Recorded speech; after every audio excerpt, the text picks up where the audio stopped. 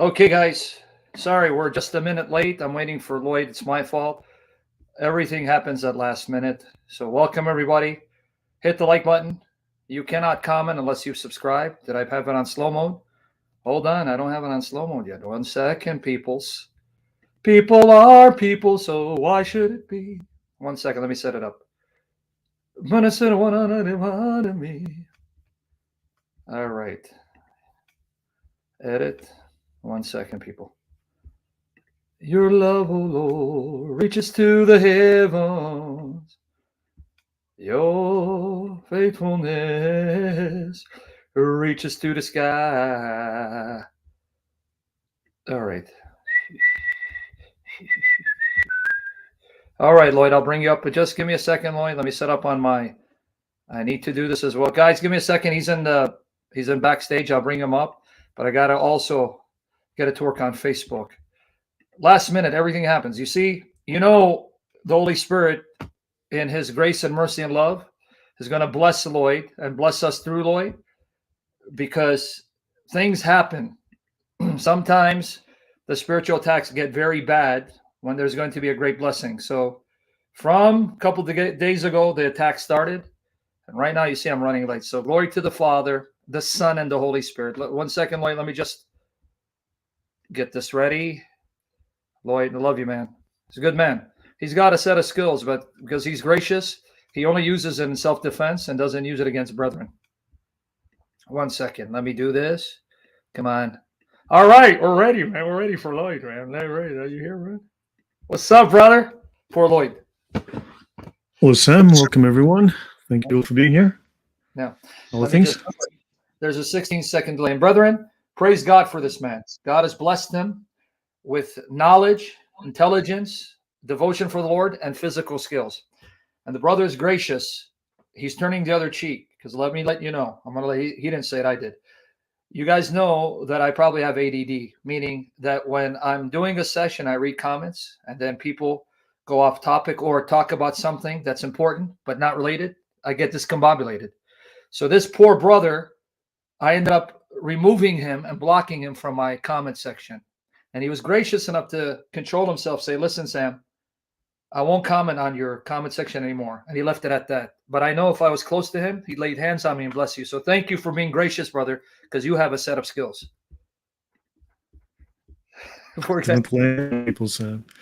But yeah, let's see. Sam, what did you take away from our last session on atheism? What have you learned from it? How have you used it? How's it been effective for you? And how's it changed your insights? Well, you've actually, as I said last time, and hopefully you're going to dive into it, you've shown me that, to me, I'll be honest, atheism is much more dangerous, much more vile, much more evil than even Islam. That's what I walked away with. I'll be honest with you. That's my impression. Now, sadly, in the comment section, you have atheists who don't know the roots of atheism, who are pretty much trying to demonize the talk, because being unaware of the history of modern atheism. I mean, we know atheists have always existed. Psalm 14 verse 1 talks about people who are fools who would say there is no God. But the thing is, modern atheism is clearly satanic in its origin, and it's anti-Christian. A lot of atheists don't know that. I had to block someone from my live stream because he had listened only to the last 20 minutes of your conversation. And he goes, look, I'm an agnostic. I know atheists. I know they don't believe any of that stuff. I go, because you're ignorant. You guys are atheists, not knowing the roots of modern atheism. So this is why this series is vitally important, and the Holy Spirit anoint you and fill you for the glory of Jesus Christ. We need to know the facts that led to the rise of modern atheism. And I'm emphasizing modern atheism. Although there's been atheists from the beginning, modern atheism is anchored in an anti-Christian, anti-biblical, anti-God worldview that's pretty much satanic. Now, by the way, even before you begin, you blew me away with a quote. Maybe you want to share it. I know it's not the topic, but God willing, my channel is your channel. And as long as God gives me health and holiness, you'll have a platform here. You blew me away when you quoted from Martin Luther's Table Talks, where Martin Luther said Jesus is an adulterer. Could you share that? Real quick, yes. atheism. And I'll share screen share. Here it is. And by the way, as he shares this, the link to his YouTube channel is in the description box, and I'm going to pin it. Brother, can you tell us this quote, which I also shared as a community post, because you had put it as a community post? Yeah. Can you give us the context and who said this? So this was said by Martin Luther. It is written in his Table Talks, and it's called Christ the Adulterer. Now, the Table Talks are discussions that Martin Luther had and were recorded by his friends, his followers, his fellow students. And I'll quote this one. It's called Christ the Adulterer. Christ was the first to commit adultery, as in John 4 at the well with the woman, because they said, "No one knows what he is doing with her." Also with Mary Magdalene and with the adulteress in John 8, whom he let off so lightly. Therefore, the righteous Christ also had to become a fornicator first before he died. In fact, I believe in the German he uses the term fornicator. Wow. And this is not misquoted, because I know people were saying, no. No, in the German, it's Christus Adulter. Christus ist am ersten erbrechen worden. And he says, bei dem Brunnen, cumuliere. So there's a bunch of Latin there. Sorry, no, there's a bunch of Latin. So yeah, it's not all in German. Also muss der von Christus auch am ersten ein Erbrecher werden. Starb. So he had to be, so the thing is he's calling Christ an adulterer. Now Christ did not marry, so Christ could not be an adulterer. So therefore Christ was a fornicator. You understand there's a distinction there. And then also, now people claim, Lloyd, you're taking this out of context. First of all, there is no context. There is just this quote that was said very bluntly. Now people say, well, they try to excuse it by saying that Martin Luther was talking about how Jesus took on all the sins of the world. Well, Luther specifically speaks of that in various writings, and he speaks of it in that context. Here he is making three explicit condemnations. He's accusing Jesus of sleeping with three separate women, of fornicating with three separate women. Damn. And then additionally, I think I should add that, for instance, in context, where does he say, well, Jesus had to murder somebody to take on the sin of murder? Jesus had to diddle a baby to take on the sin of pedophilia. Jesus had to rob somebody to take on the sin of theft. Understand? So there's been attempts to excuse, well, he was drunk when he said this. Now, there is a reasonable chance, a fairly good chance, that he was drunk. That is also true on many an occasion. But it's also possible so there is no defending this, because now any comment that people try to give context to this is utter speculation. It is speculative defense at best, and dishonesty at worst, to try to pretend. This is like with Muhammad. It's exactly like Muhammad. Well, what Muhammad meant was, it's the miracle of reinterpretation, but for Protestants. Yeah. There you go. This is the fruit. This is the root fruit of Protestantism. May God awaken Protestants to the fullness of the truth and to see their roots is nasty, because it's anchored in this demon, this demonized, mentally ill individual. And I've heard there are reports that he was mentally ill, but we'll bring you on to discuss that, because you're here to destroy atheism. So, brother, the Lord Jesus anoint you. The floor is yours. I'm here to facilitate. So, yeah, someone mentioned the Gnostic aspects of Luther, and I will talk about that in the future. Here's an issue, though. The story of Martin Luther it's a minefield. There is so much positive propaganda in defense of him. There is also, I think, lots of negative propaganda which could have been put out in defense of him, because once you quote something falsely, then you can be embarrassed by someone saying, hey, you quoted a false piece of information. So there are so many false sayings which need to be examined for their truth. So at the moment, and also it's very hard to find all of Luther's works in the original German, and many are edited, many have had passages removed. So at the moment, I am going through Luther's works in the original German. And that's a very slow process, because, I mean, I speak German. When I was younger, I spoke it much better. I spoke it much more often. I'm okay with it conversationally. If you drop me in Germany, I can survive just fine. But to have to go through this in detail is a lot slower now, because I have to do it in German, because I want to know what the original phrasing was. Because I don't always trust the English texts either. That shows you his research is painstaking, and he wants to be meticulous, and he wants to be spot on. because he doesn't want to be mistaken. And God bless your efforts. And guys, you have his link to the YouTube channel. I pinned it. Support him prayerfully and financially. Now, brother, I'm here to facilitate. The floor is yours. Yeah, thanks. Well, while I'm here, let me show you something else. This is called Muslims and Citizens, Islam, Politics, and the French Revolution. Now, we've just spoken about the French Revolution in the previous episode, right? And it says, a groundbreaking study of the role of Muslims in 18th century France. From the beginning, French revolutionaries imagined their transformation as a universal one that must include Muslims. Muslims too saw an opportunity, particularly as European powers turned against the new French Republic, leaving the Muslim polities of the Middle East and North Africa as France's only friends. Which is, oh wow, that's interesting. The atheists and the Muslims, tight buddies. Muslims came to participate in the political struggles of the revolution. And in the book, we've got interesting titles such as this: Paris turned Turk or Ottoman, wow. The Turban and the Axe, the Turbans of Liberty, Islam in the Temple of Reason. And don't forget, the atheists established their Temple of Reason, their cult of reason. And Muslims in the Temple of Reason, the Muslim Jacobins, and Robespierre Muhammad. And this is written by Ian Collins. Good. And your research in color. And then it says here, several objects held in evidence, including the axe with which the Turk Ahmed Bender killed and wounded several people on the Ausher Barge in October 1787. So you had Muslims killing people with axes then already. Like, wow. With an axe? Yeah. Oh my goodness. Killed and wounded several people.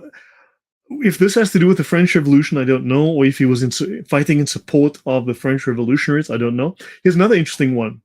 Selim moves from sympathy to vengeful wrath, declaring his regret that the Korda, the Ottoman version of the garrote, which is used to strangle people to death, was unavailable to the French to dole out instant death to the enemies of the people. This is a Muslim comment. You know what? Why is Islam, why does it have its fingers in everything I go look at? Yeah. You see a tie, right? With Islam, Protestantism, Islam, Reformers, Islam, atheism, Islam, occultism, Islam, Gnosticism. It's all mixed in. Yeah. Someone says here, Luther loved to talk about excrement and farts. Actually, he had a serious issue with, I think it's called coprophilia. I'll mention this one here. For instance, this quote here.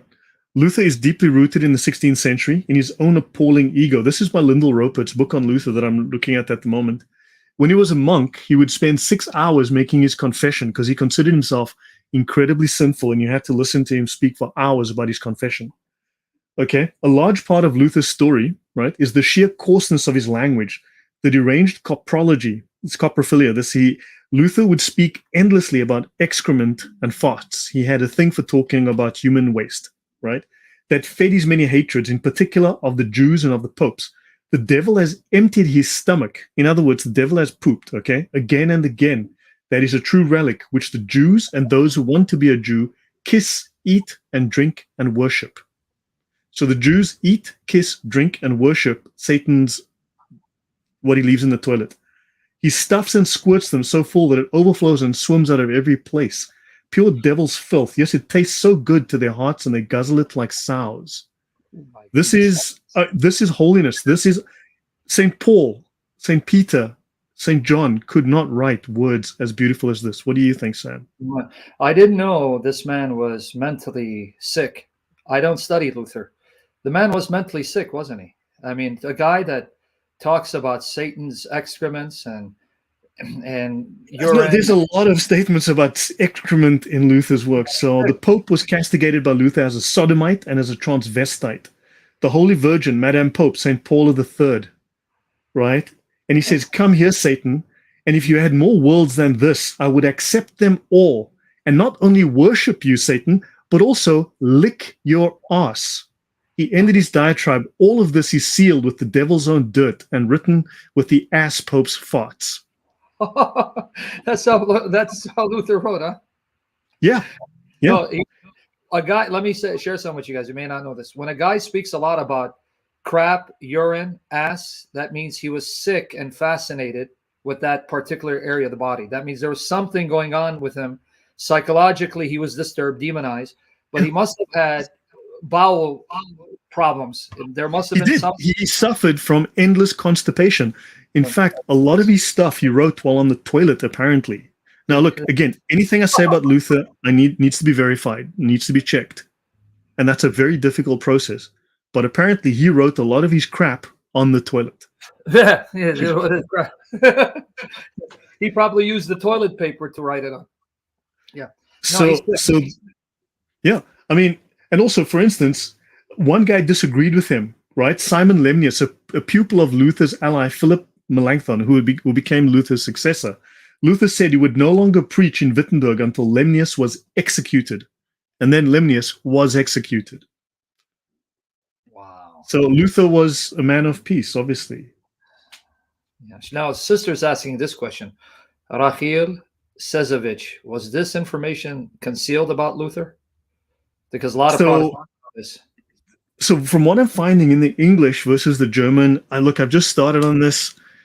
It seems that in English, a lot of these stuff have not been translated or simply just left out and ignored because it's embarrassing.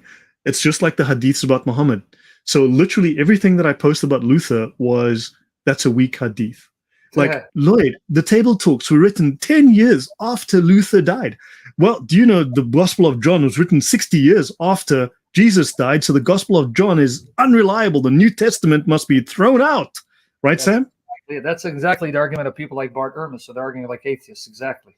100% on the money. I can't wait to research and do Luther. I want you to do Luther here.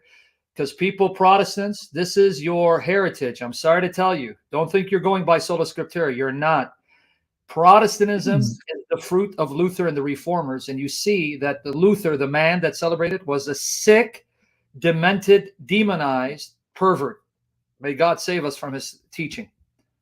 Yeah, there's a lot to be said about Luther. There are so many disturbing things. I mean, for instance, there's a quote here. Let me go find something quickly. Now, I'm not going to get into the source of this, okay? But for instance, here's a quote. Now, this is a quote in an article that I'm looking at. Let me just quote this, okay? The church has called religiously irrelevant the evidence that the peace-loving family of Luther, Luther used to throw dead cats into the rubbish bin. Now, I'm trying to trace all of this stuff, to trace the authenticity, but this is in an article published on the basis of archaeology that was done from 2007 to 2015 or so. Over 5 or 6 years or whatever, there was archaeology done of all the places Luther lived, and they've discovered a lot new information about him. So my question is, why would the church have to weigh in and say it is religiously irrelevant that, Sam, how many dead cats do you throw into the bin each month? Sorry, I can't hear you. Sam, you're muted. Sorry. I'm like, what you just said just shocked the heck out of me because, number one, I never liked cats until I found a stray cat. There was a stray cat that now came into my apartment. Now I'm attached to her. I can't get rid of her. To say that they would take dead cats and throw in the rubbish bin, I don't know what more proof you guys need. This guy's one sick, demonized tool of the devil. He was not from God. He wasn't. Yeah. So look, now again, all of this I have to go back and find the original sources. I can show you guys the article I found this in. This is legitimately in an article by a journalist in a newspaper on the basis of her looking at the new archaeology on Luther's life. Okay. But seriously, look, don't take this as me making a specific claim, but I mean, this statement exists. Okay. Whether it's true or not, we still have to go and verify exactly. But was he doing rituals with dead cats that required him to throw them away afterwards? I mean, why would the church have to say it is religiously irrelevant? Was there a religious question around the dead cats? Yeah, that's what I'm saying. To connect throwing dead cats into a bin with something that's irreligiously irrelevant, there's something not right in this guy's mind.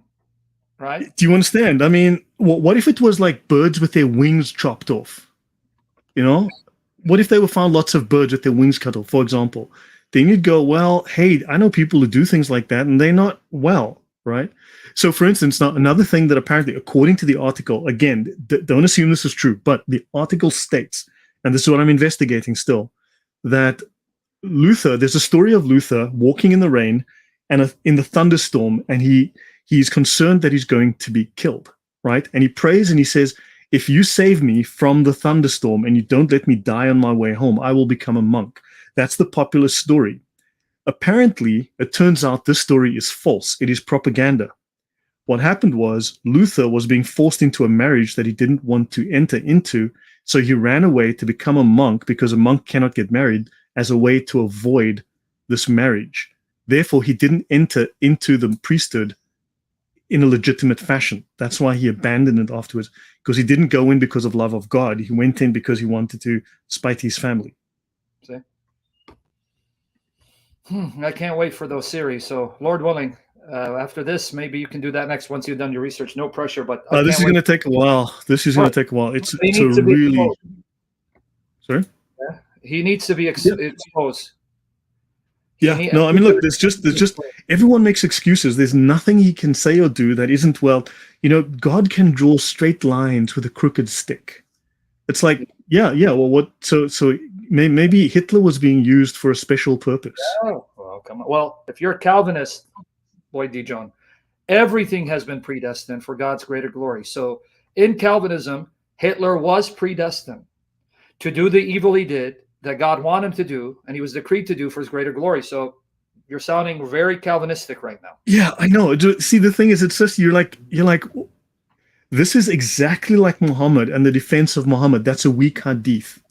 And no, it's not what he said. It's what he meant. Let me explain to you what he meant. I'm like, man, this is dawah. Why am I hearing it from Christians? Yeah. Same spirit. Luther and Muhammad, same spirit. May the Lord Jesus erase their names and memory from the face of the earth for the glory of Christ. So, guys, when he's done with the research, it's going to take time. I'll have him to come here and do a series. He needs to be exposed. I wish I had known this. I didn't know any of this. No one talked about Luther. All I knew about Luther was he was one of the reformers. That was it. But I didn't know much about him. But glory to God, he's being exposed. Glory to God. Well, like I said, the more I see, the more disturbing it becomes. For instance, there's a couple of things. Like Luther wanted to ban philosophy. He disliked rationalism. He did not want the Bible to be rationally explored or to have faith interpreted with rationality, right? That it has to conform with reality, with rationality, with the rules of rationality. So he wanted faith alone, as in basically your feelings. Now, what is odd, he disliked philosophy and he wanted philosophy banned. Now, if you go into the Sharia, right, it is illegal for Muslims to study philosophy for the same reasons. This is Islam. Yeah. The difference between aql, which is the intellect, philosophy, what they would call kalam, and naql. I'm sorry. Yeah, naql would be the revelation. Exactly. Yeah. So, okay. So back to our talk. So thanks for that, guys. I will discuss more of these things in the future. Look, it's upsetting a lot of people. Please understand, I am not setting out to be unkind, but I do want to be factual, right? We can debate about these things, but I am not looking to go out and hurt people. I am just saying, look, these are the facts. This is what exists. Okay, faith alone, all of these ideas, all of Luther's ideas precede him by 100, 200 and more years. They come from former heresies prior to his. And in fact, Luther's Gnostic tendencies, Luther seemed to lean heavily into Manichaeism. Lord, I don't mean it. Here's another Luther fangirl, this clown. Now, you see, this is why I have no respect for spiritual bastards like this clown. You just gave citations from Martin Luther's Table Talks. You just said you're carefully researching. This fangirl, this Lutherite. It's rumors, I know. This scum, he's no better than a Mohammedan. These are rumors. Well, you are of your father, the devil. You are a Lutherite, a worshiper of Luther. You're not a child of God. He just gave you the sources, you slandering son of the devil. You are scum. Maybe Luther was talking about you and he wanted to stuff you with Satan's bowel movements. You filth. Yeah. Get out of here. So, understand, I mean, I've told people, people said, you're lying. This is a Catholic conspiracy. This is a Jesuit fraud. I'm like, so prove it. And then when I say, please give me the evidence, prove it, then I hear, Lloyd, you're dividing Christ's body. John 12, verse 1 says that the man who speaks evil like you is going to burn in the pit of hell and will be roasted without marshmallows. And Lloyd, this is your fate. And I'm like, look, man, I don't want to know what the Bible says. You said this is a Catholic conspiracy. It's a fraudulent document. Show me the proof. If it's false, show me. Lloyd, Jesus says you must only speak the truth, and the truth is found in the words of Martin Luther. And okay, you said it's a fake document. Prove it. Show me. Lloyd, Jesus said that you are going to burn in hell for speaking of ill. Okay, yeah, that's nice. Where's the proof that, please show me. This is like dawah. This is dawah. Like, please stop. Anyway, moving on. Okay. So, yeah. Okay. I want to go back to one slide. This is slide 8 of my previous stuff. The atheists of the French Revolution, the French philosophes, right? The French rationalist Enlightenment thinkers that atheists revere today as the great champions of reason, the people who brought reason, who got rid of superstition, that's Christianity. They worshipped the goddess of reason, right? Isis, a pagan deity. So I want to add something to that, right? This is Madame Blavatsky. She was the one who founded Theosophy, right? The religion of Theosophy. A modern priestess of Isis. This is a book by the Russian Vsevolod Sergeyevich Solovyov, right? Translated, blah, blah, blah. It's on the life of Madame Helena Blavatsky, co-founder of the Theosophy movement in the United States. They revere all of these occult things, right? So what happens is the goddess of Isis, she also worships Isis. This is the irrational, right? This is an occultist. Now, why are these French revolutionary guys worshiping Isis? And I want you to notice this little symbol here. Look familiar, Sam? Let me see. Nothing to do with Hitler or not? Nothing to do. Nothing to do with that either. Okay. And it says there is no religion higher than truth. And she's got the Ankh here in the middle. This is the Egyptian Ankh. This is the reference to the Egyptian. I'm not sure exactly how this works, and I haven't had time to look into this symbol. Yes, I know what it is, right? Please don't think I don't. Okay, so moving on. Now I've got to run through a whole bunch of slides. So let me just get ahead to where we were before. But it's just fascinating, the connection there with Theosophy and the occult and the French revolutionaries. Okay. This is where we ended the last time, on Kropotkin, Prince Kropotkin. Yeah, the Hakenkreuz, exactly, the Hakenkreuz. In fact, the Hakenkreuz had another name prior to that. We will get into some of that as well, but the Hakenkreuz, I wonder actually if I have any reference to that is elsewhere. I will get into the Hakenkreuz, not to worry. What they call the swastika. Okay, moving on. So remember, he says, the Great French Revolution, remember, these people are sympathetic, and many scholars are sympathetic to the French Revolution, which is why they've just accidentally, sheer accident, forgot to mention the atrocities caused by the atheistic state, the first atheistic state, under the first atheistic religion in the name of atheism. It was the source and origin of all the present communist, anarchist, and socialist conceptions. So these atheists were also socialists, right? They were revolutionary socialists. Call it jihadi socialists, right?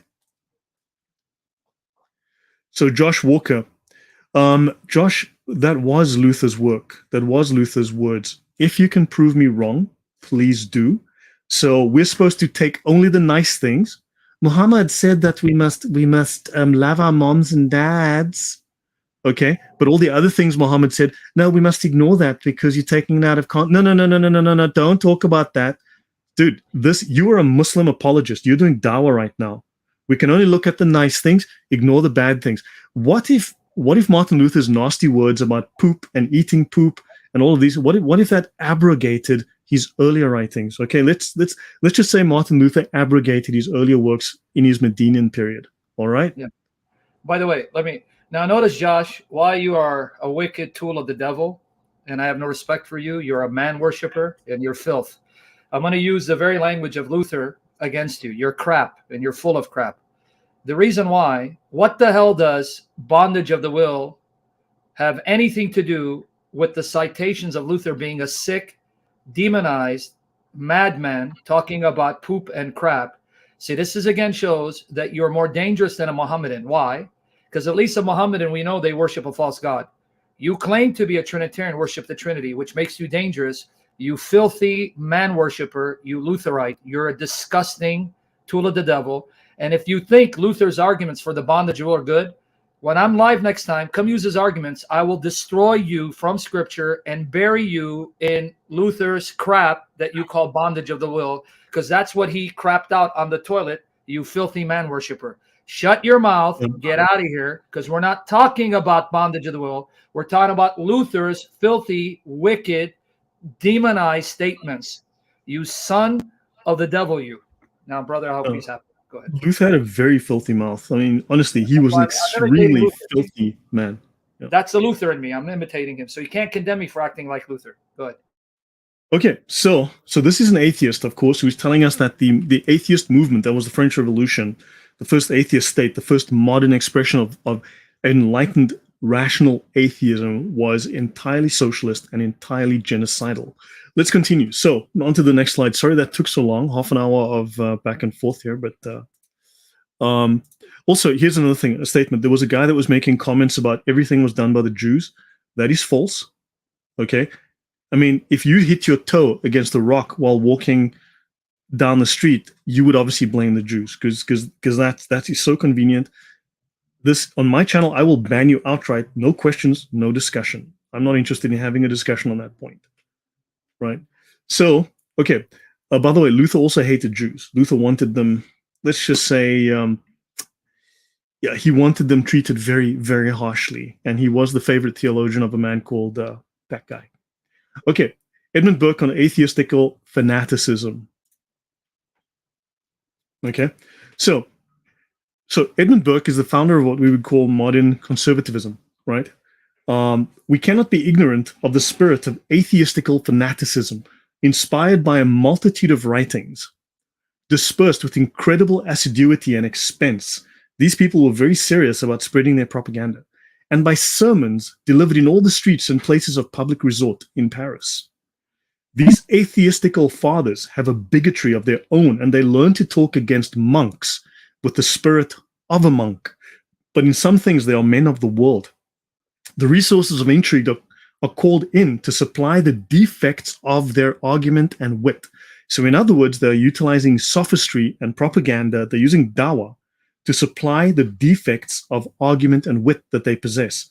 To this system of literary monopoly was joined an unremitting industry to blacken and discredit in every way and by every means all those who did not hold to their faction. To those who have observed the spirit of their conduct, it has long been clear that nothing was wanted but the power of carrying intolerance of the tongue and of the pen into a persecution which would strike at property, liberty, and life. In other words, he's describing the modern Democrat Party. That's what I was about to say. You beat me to it. Yeah. Yeah. Same agenda. The same agenda. They're implementing this to a T even now. Yeah. Yeah. So, okay. Now, this is Percy Bysshe Shelley. He was an atheist. He was a wannabe inbreeder. He wanted to shag his cousin. It sounds, man, there's a religion where someone was shagging cousins. Do you know? Oh, Sam, help me out. I can never remember. So, having hoped to marry his cousin, Harriet Grove, Shelley had been rejected on account, he believed, of his religious unbelief, of his atheism. I burn with impatience for the moment of Christianity's dissolution. It has injured me. I swear in the altar of perjured love to revenge myself on the hated cause. I will stab the wretch in secret. He will destroy Christianity. He will stab it in secret. I swear, and as I break my oath, may eternity blast me. Here I swear I will never forgive Christianity because he couldn't shtup his cousin. Oh, how I wish I were the Antichrist, that it were mine to crush the demon, to hurl him to his native hell, never to rise again. Because you see, Sam, he doesn't believe in Christianity or demons or hell. That's why he wants to destroy Christianity. And he's talking in satanic language because he's an atheist, because he's rational. And he wants to bang his cousin because that's the rational thing we all do. So he returns to Oxford, okay, haranguing his father in a letter, and reasonable people did not require religious belief to behave morally, he said. Well, it's Christian morality that says you don't sleep with your cousin. So therefore, he felt that, well, he was being moral and Christianity was holding him back from following that thing. Christianity was unreasonable and irreligious periods in world history were the most peaceful, he said. Right? And religion fetters a reasoning mind with the very bonds which restrain the unthinking one from mischief. So religion is the thing that basically makes you bad. So this was common thinking, yes, Sam?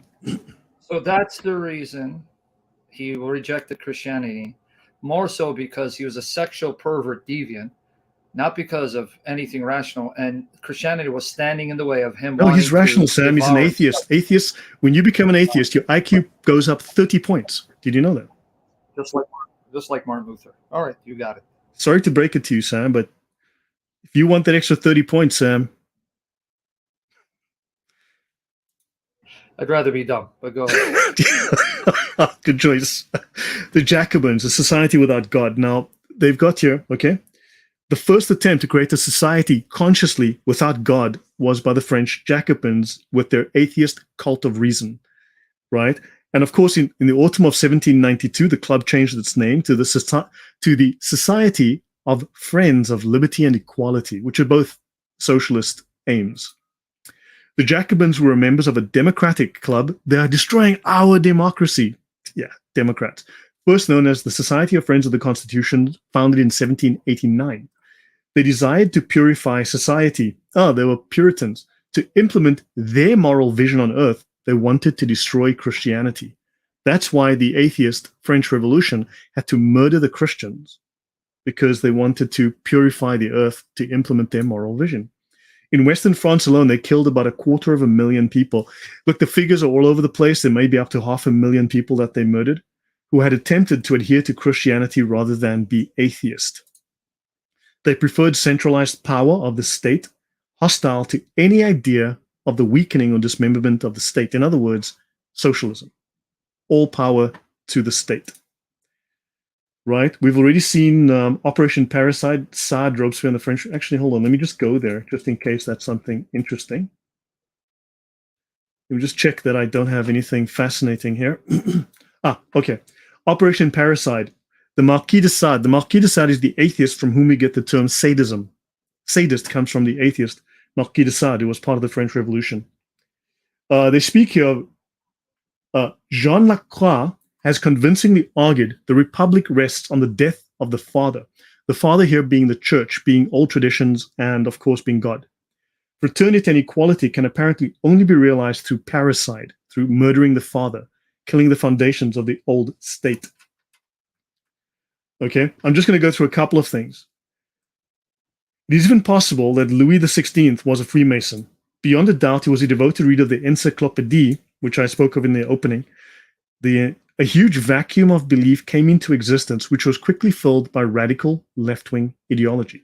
So once they destroyed the church and the foundations of the state, they could then introduce their vision. And then the Marquis de Sade, he's the guy that where the word sadism comes from. He was a rabid left-wing materialist atheist. So the word sadism, thanks atheists, we appreciate that one of yours gave us that word. Okay? And Sade, along with the masochistic neurotic Rousseau, Rousseau committed his children to orphanages. So now Rousseau is supposed to be one of the great thinkers. Now Rousseau had 5 children with a woman. He never met those children because the moment they were born, he sent them straight to orphanages because they would get in the way of his lifestyle. Right? But he's a great thinker. He's a good man. Sorry, Sam?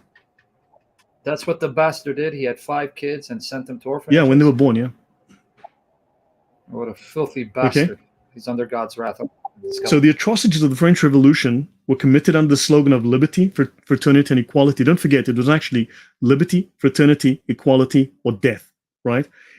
So of those guillotined, over 30% were peasants, right? So they were killing peasants as well, okay? And they speak here of one huge sadistic sex orgy, okay? So it really did become a sadistic sex orgy, right? And then they speak here of Dostoevsky's dictum: if there is no God, then everything is permitted. And the final one, the decapitated corpses of men and women were undressed and then bound together in obscene poses. Now, you've seen this in movies where the psychopath killer will take people and put them in poses like in paintings and stuff like that. This is what the French revolutionaries did. Okay, men and women were tied together naked, thrown alive into the river, and when the mob couldn't find enough men and women, they organized the tying of the knot in homosexual fashion. Okay, so let me see if there's anything else. The Republicans had planned nothing less than the complete extermination of the population of the Vendée, right? Saint Just had declared that not only the traitors, but also the indifferent would have to be exterminated. In other words, people who wouldn't join the Republic, right? Priests were guilty because they placed the future in question by their very existence. Robespierre wanted a quick, strict, and unflinching justice as a result of virtue and the consistency of democratic principles. So virtue and democracy required the murder of all nuns, all priests, and any Christians who wouldn't convert to atheism.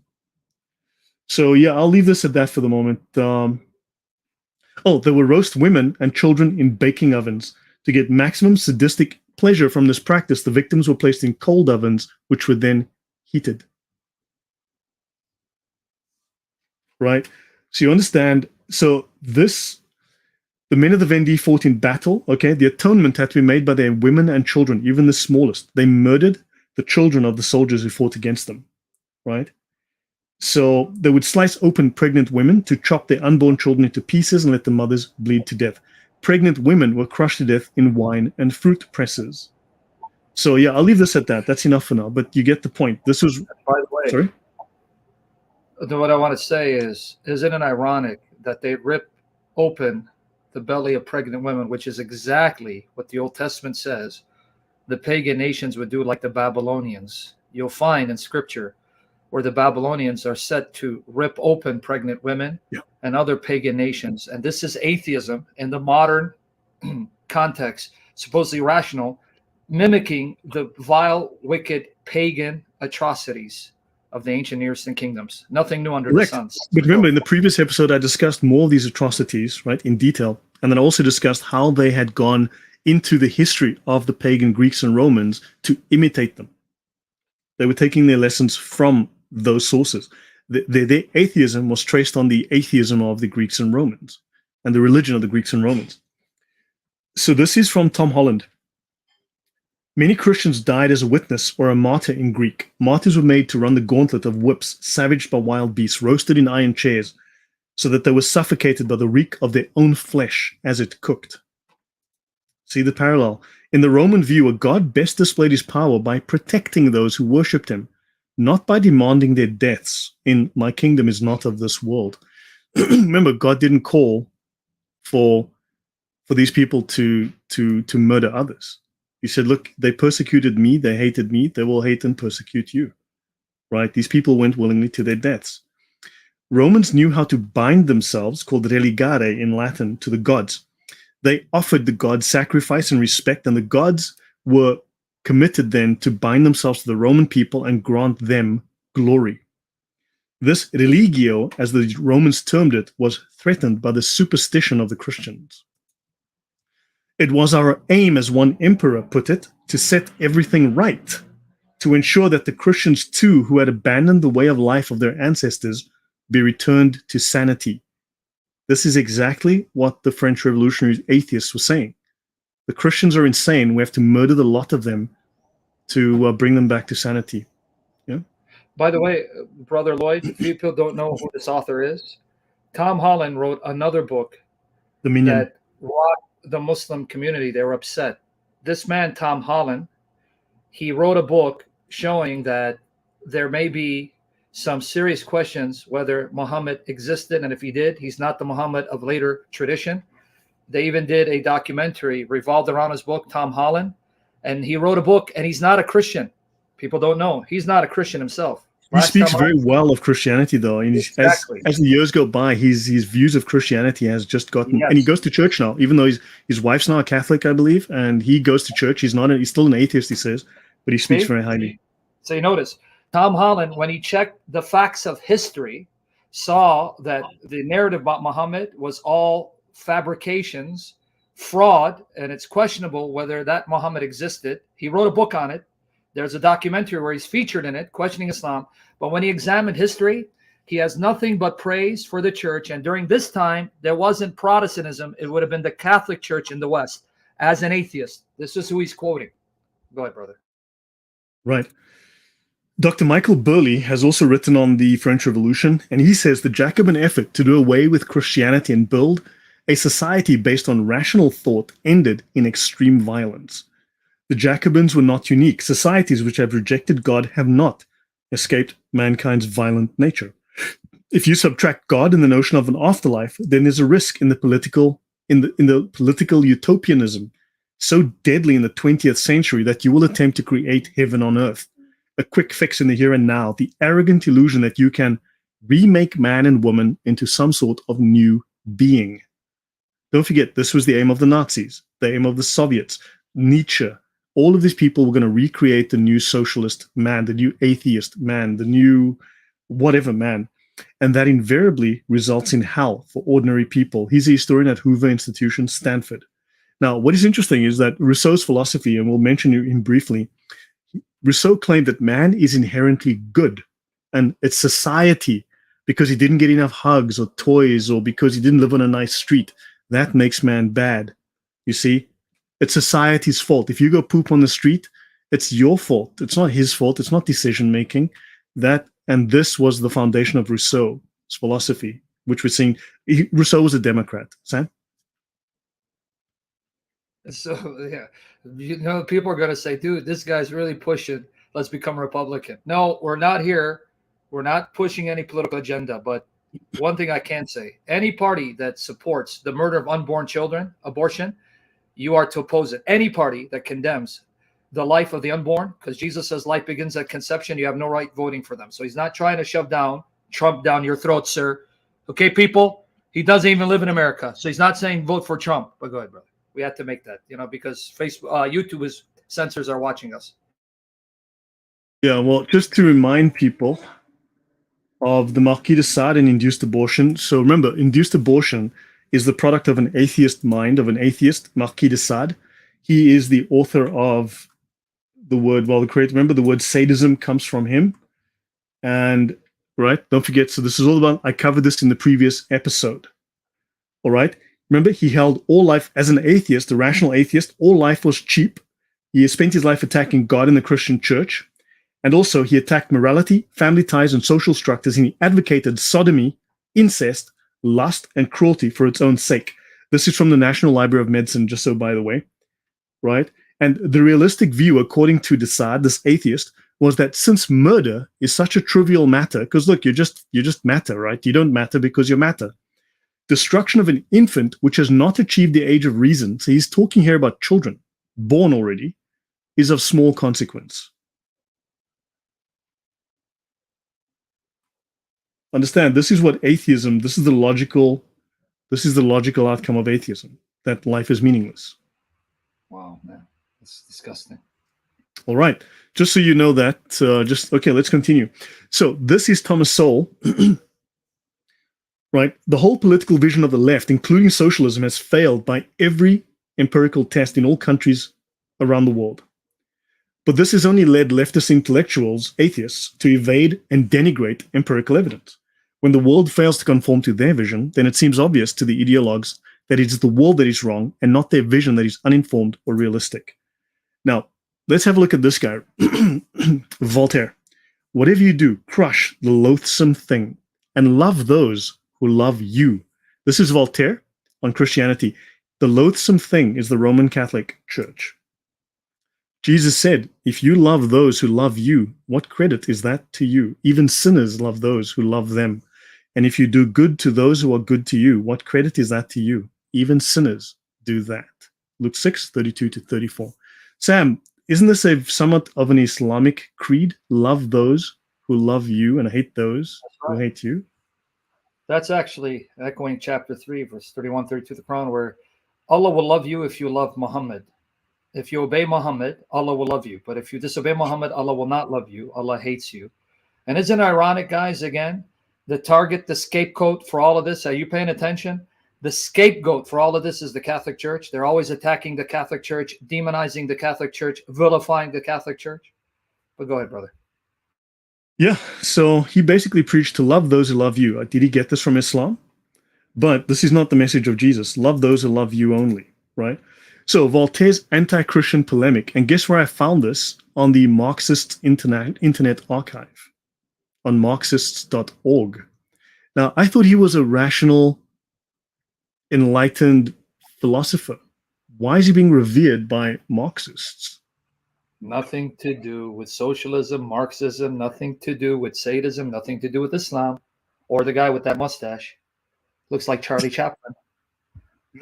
Nothing to do. Moving. So, no, the French, this renowned people, will not fall for fables, Christianity. They no longer want to solicit of Rome those vain pardons it sells. The masks have been torn from the charlatans. Enough have been damned because of an apple. I've always esteemed the man Jesus. So as for Jesus, just between us, I've always been a bit jealous. I've always esteemed the man for his touching and sublime morality. He must be quoted with praise. His successors have poorly imitated him. In his name they've persecuted. In his name at the two ends of the earth, his cross in hand. These cruel men for 13 centuries have borne flames and wars. Placing the people under their authority means betraying them, means being a false friend. And every evil sermon, okay, so Christians speak only evil. And instead of flattering superstition, instead of flattering these Christians and their superstitions, be eloquent and crush Christianity, crush the church. He called for crushing the loathsome thing, the Roman Catholic Church. So, and this is Voltaire to La Harpe on Marxist.org, yes? He said, crush the Roman Catholic Church again? Effectively, yes, specifically, yeah. Yeah, so this was the way that he rolled. Let me just fix that. Okay, right, so I'll continue there. Sorry about that, I just fixed that slide. Right, so understand that was his view. Now remember, these claims are ones that atheists repeat today. Right, these are claims that even Muslims repeat today. Now, let's have a look at Mikhail Bakunin, okay? Not nuts. I mean, just look at that face. Yeah, correct. This is the way the history comes from. We're going to be looking into all of that. So in God and the State, okay? So this document called Old Gods in New Clothes, the French Revolution, Cults, and the Rebirth of the Golden Age, right? So actually, you know what? I'll bring that up. Let me just click on that, open this, and I will get to that in a minute. Right. Mikhail Bakunin says, on behalf of human liberty, dignity, and prosperity, we believe it is our duty to recover from heaven the goods which heaven has stolen and return them to earth. You see, because this is all a human function, right? If God is, then man is a slave. If God exists, then man is a slave. Now man can and must be free. Then God does not exist. So God does not exist because he doesn't want God to exist, because he doesn't believe that man can be free if God exists. Because you see, man is not able to indulge his lusts freely without guilt. Man cannot do what he wants. And remember, what is the prime creed of Satanism? Do what thou wilt is the whole of the law. Do what you want. Anytime, do what you want. Follow your will, right? Not the will of God, not a sense of morality.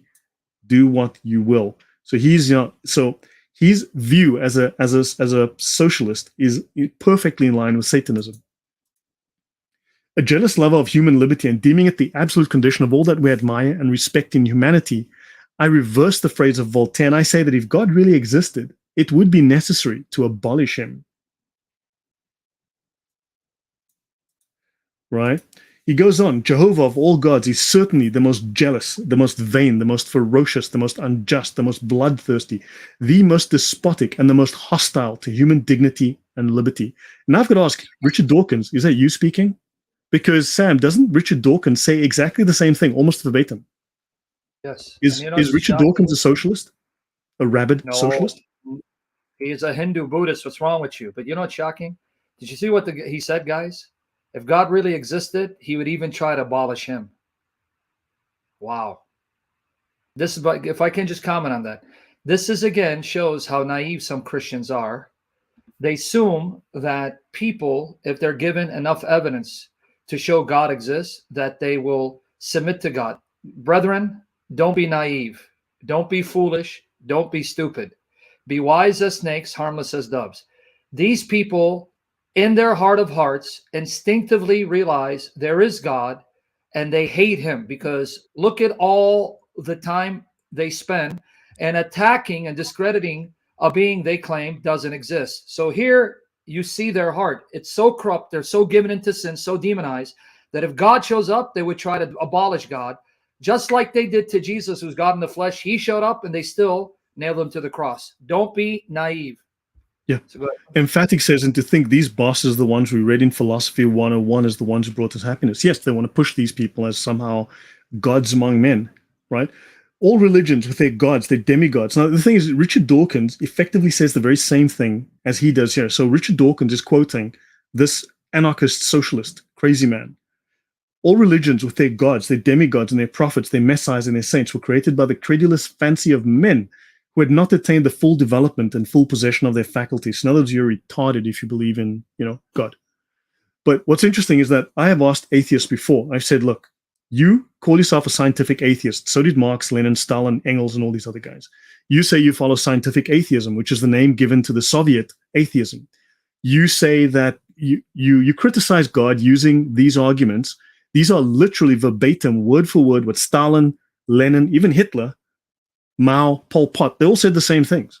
So you are repeating verbatim. You call yourself by the same title. You say the very same things. How are you different? I'm still waiting to get answers from people on that, but yeah. Okay. Liberty University, Old Gods in New Clothes, the French Revolutionary Cults and the Rebirth of the Golden Age. Just so, by the way, mysticism in the occult in the Ancien Regime, France.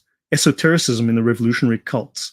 Understand, this is a university thesis. There's some great papers out there. If you go look for them, you'll find some amazing information.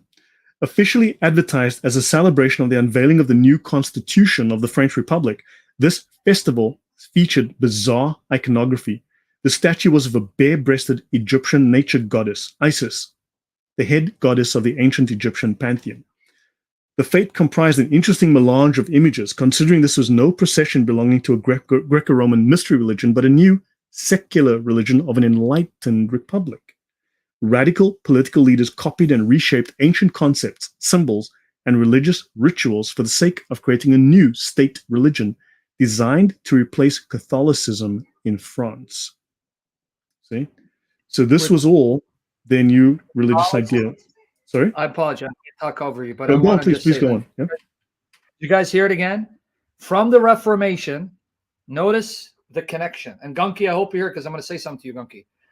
From the time of the Reformation up until now, even with the French Revolution and this flooding of rationalism, atheism, do you see it's a considered effort of destroying the Catholic Church in the West? Are you seeing this connection from Luther until the modern rationalist atheists? They all have this as an agenda. We need to destroy the Catholic Church. The Catholic Church has to be destroyed.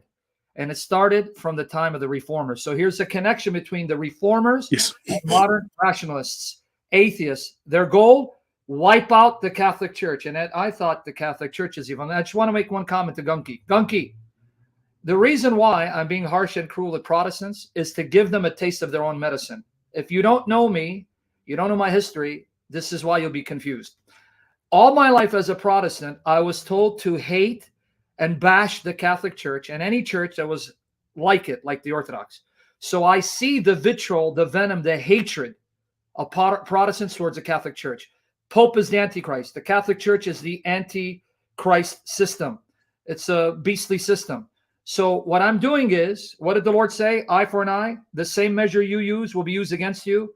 Now that God has broken me and showed me I was wrong, and I've asked for forgiveness, I'm now doing to Protestants what they do to Catholics to show them how it feels when you demonize a group and you deceive and brainwash people like me into thinking this group is of the devil. So don't complain when you get a taste of your own medicine. So calm down, buddy. I didn't say you're not a Christian just because you're a Pentecostal. But go ahead, brother. All right. In fact, someone told me that that if a Protestant goes to a Catholic church, he is actually committing sacrilege according to the Catholic Church. So I actually went to the Catechism of the Catholic Church, and the Catechism, I can't remember offhand, but it states that Protestants who were born into Protestantism and have been baptized and serve God and follow this, do certain whatever, they are fellow Christian brothers, and they are welcome as participants in holy practice, right? So the Catholic, so I actually quoted him the full catechism, which actually said exactly the opposite of what he said to me, and then the guy deleted the whole thread, right? I mean, this is a guy whose name is like Christ is above all, and people like Jesus will save, and Jesus is my only hope. Like people just they either look, man, you're either wrong or you're lying. Please pick one, but let me know. Okay, so what they had is radical political leaders copied and reshaped ancient concepts, symbols, and religious rituals for the sake of a new state religion. All right, and I've mentioned other sources that said exactly the same thing. Robespierre repackaged pre-Christian religious traditions as a new rational and natural religious system, right? So understand, rationalized superstition would rear its ugly head again during the first half of the 20th century in the Third Reich, highlighting the dangerous power of secularized state religion. The cultural historiography of Nazism has begun to explore the unholy brew of occultism, mysticism, ancient pagan pre-Christian traditions, mythohistory, and scientism in recent years. Previously, such topics as the influence of popular occultism in National Socialism was conspiracy theory. Right now, it's accepted as fact. These guys were deep into the occult. The problem is, but how de-Christianization, the cult of reason, and the cult of the supreme being have not captured the imagination of historians remains a mystery. As historians of Nazi Germany continue to explore the bizarre nature of Nazi religious culture, 18th century historians continue to ignore the French Revolution's state cults. Why? Because they support them. They are sympathetic to them. I will close this. Enough of that. Hopefully that gets my point across, right? Let me continue. So, Mikhail Bakunin, atheist. Let's see what this atheist believed. Human light, the mystical religion of Mikhail Bakunin. For behind us is our animality, our animal nature, and before us is our humanity. Human light, the only thing that can warm and enlighten. Love and light, Sam. Love and light. Namaste. Love and light. Have you heard that before from people, Sam? Love and light? Brother, I was raised in an Indo-Pakistani community. They all say namaste, namaste, namaste. Why you like this? Reply me, man. Yeah, really good. So, okay. So love and light is the only thing that can emancipate us, that can warm and enlighten us, give us dignity, freedom, and happiness, and realize fraternity among us, okay? The idea of an avowed atheist, materialist, possessing his own religious beliefs seems contradictory. These people contradict themselves constantly. As did Luther. Actually, if you go through his writings, the man was all over the place. Today he was left, tomorrow he was right. It is easy to find Bakunin clearly making atheistic and anti-religious assertions. He had to argue for the removal of a supernatural God, the church and the state, which he believes stood in the way of human freedom. Bakunin evoked a materialist worldview. Oh, I thought atheists don't have a worldview. I thought these ideas don't have consequences. Ideas just exist in a vacuum. Consistent belief in a mystical religion of freedom, of freedom for humanity, which developed syncretically from his early Christian beliefs. All of these atheists eventually develop a religion derived from Christianity, but devoid of its divine aspects. And then they mix it with pagan ideas, classical Roman and Greek ideas. That's why I read you this section here from this article. Understand what's going on? They want to replace Christianity with their own religion, with their what they call scientific Christianity. All right, so let me see. And that's it. Okay, so Voltaire. So what did Voltaire believe? Right? Am I missing anything good in the comments? Okay. All you're getting from comments is, why wasn't I taught this in seminary? Not seminary, I'm sorry, college, university, or high school? And why did I waste so much money in college when I can have learned this here for free? And why did they teach me the writings of some of these men and portray them as being great thinkers who were influential, but they hid their real agenda? Why wasn't this taught? So people are shocked and angry that the school system depicted these men as some great thinkers who were positive influences, but hid their really satanic agenda. Yeah. Dude, I've been asking myself the very same question. Right, so let's look at this by Peter Gay, The Rise of Modern Paganism. And he's going to be talking about atheism, oddly enough, in the French Revolution. And he called it the rise of modern paganism.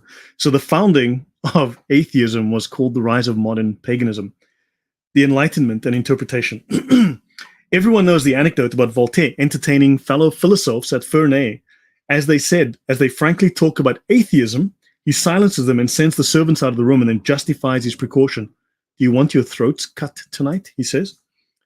It's a dubious story, he says, but the feeling is authentic enough. Well, there's another source on that, but repeatedly, Voltaire called for a social religion that would sustain the social order by holding out the warning of a God who watched the world, punished sinners, and rewarded the good. This was certainly not the God in whom Voltaire himself believed, but it was also not the God of Christianity. The social religion Voltaire called for was a relatively rational religion that reduced nonsense, reduced observances, religious observances like Mass, manipulation, and priestly power to a minimum, called deism for the mob. Okay, deism for the mob. Now, of course, I need to go here to a source. Okay, this is a guy called Kushairi. Kushairi is a very famous Islamic scholar. Now, right, he determined that there were 4 levels of meaning in the Quran. First is the ibara, the lowest level of meaning, the literal level of meaning in the Quran, which is the meaning of the text meant for the mass of the believers. In one text, they call it Islam for the masses. See?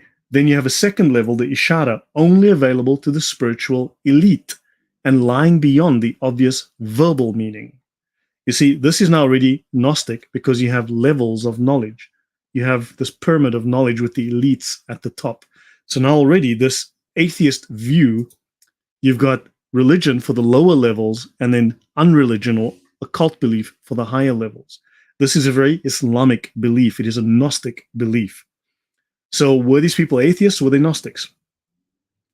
The simpler the laws, the more the magistrates are respected, and the simpler the religion, the more its ministers will be revered. Religion can be simple. When enlightened people will announce a single God, a rewarder, a punisher, no one will laugh and everyone will obey. Sam, when enlightened people announce there is only one God who rewards and punishes and that everyone will obey, does that sound vaguely familiar, Sam? Has nothing to do with Muhammad. Has nothing to do with Sharia. I was getting worried for a second. Nothing to do with nothing. You're delusional, sir. You're like Martin Luther, too much on the toilet. Come on now. Just one God. He rewards and he punishes, Sam. And you must obey. Nothing to do with Islam, dude. Say this again. When you read too much Luther, your brain goes to pot. Pun intended. So, yeah. So I wonder where you got that idea. I just don't know. It's a secret. And this is called, that was from Peter Gay, The Enlightenment, right? Okay, so deism, a fake proto-atheist religion. So Voltaire's social religion is not deism. Deism holds that reason can establish the existence of a God, but a God distinct from the world, separate from the world, far from the world. A little bit like Allah, to be honest, a first cause and creator who instituted the changeless universal laws of nature, but does not intervene in the world. The metaphor was common that God was an absentee landlord. What is deism for the mob? So he accepted a form of deism. Now, lots of people say he was a deist, right? Other sources that I'm looking at show that he was an atheist. But fine, it's like everyone wants to excuse him and say, no, he wasn't an atheist. He wasn't a bad guy. He wasn't that horrible psychopath. So his own words say something else. The guy's all over the place too. It was beyond the bulk of the population to follow such a refined view of the deity. So you see that the stupid people, that's you, the masses, that's you. You know, you're not smart enough to understand the religion of Voltaire, who had a great mind, and he was a great philosopher, you know. You just don't have that mentality. He's got 30 points more than you because he's a true atheist. Preferably, everyone would be a deist, but as a deist himself, Voltaire thought that the most that could be hoped for was belief in a God who watched the world, punished sinners, and rewarded the good. This was a deist solution to people who should believe, but who lack the sophistication, you see, to accept deism. He said it should be caught because it would not be accepted, but a social religion purged of superstition, made very simple, so the stupid people, that's you, could understand it, and that this is the closest that the bulk of the population could get to deism, Such a social religion was rationally calculated by Voltaire to keep the masses morally in line, preserving social order. So atheists have long realized that without some kind of social instrument, a religion, effectively, society would fall into anarchy and chaos. So they've repurposed religion. They're not looking to remove religion entirely. They want to repurpose it for their purpose. By the way, this is from the Sharia, from Islam. All three of these are of the perfection of faith, ihsan, but the perfection required for the validity of worship is only the first. Just follow these rules to be a basic Muslim. While perfection in the latter senses is the mark of the elect and not possible for many. You see, don't forget, there's deism for the mob, and then there's the smart people who have the true religion, the true Islam. Perfection in the latter senses is the mark of the elect, the imams, the scholars, the great scholars, and it's not possible for the mob. You see the parallel with Islam here, Sam? Sorry. Nothing to do with Islam. How many times I have to repeat that, sir? My goodness, this guy don't get it. Yeah. They have no connection. None. Yeah. I mean, there was no Muslims chopping heads off in France in the 1700s, right? They weren't in. So what did Voltaire believe? Pragmatically, teach the masses the simplest religion they can accept, short of deism, right? Various religious views were attributed to him, including atheism, right? Gay ascribes to Voltaire a suspicion of atheism and concludes that on balance, the evidence suggests deism as the most accurate characterization of his beliefs. Maybe. Voltaire's full quote was, now remember, if God did not exist, we would have to invent him, right? Now, we've all heard this. If God did not exist, we would have to invent him. Read the full quote, please, Sam. If God did not exist, we'd have to invent him. But all of nature screams he exists. Wow. So they don't quote. He actually said that. They don't quote. He actually admits. Voltaire admits nature proves God exists, just like the Bible says. Why do you think for centuries they've forgotten to add those last few words? Wow. Guys, this is a confirmation that your Bible is supernatural. What do I mean?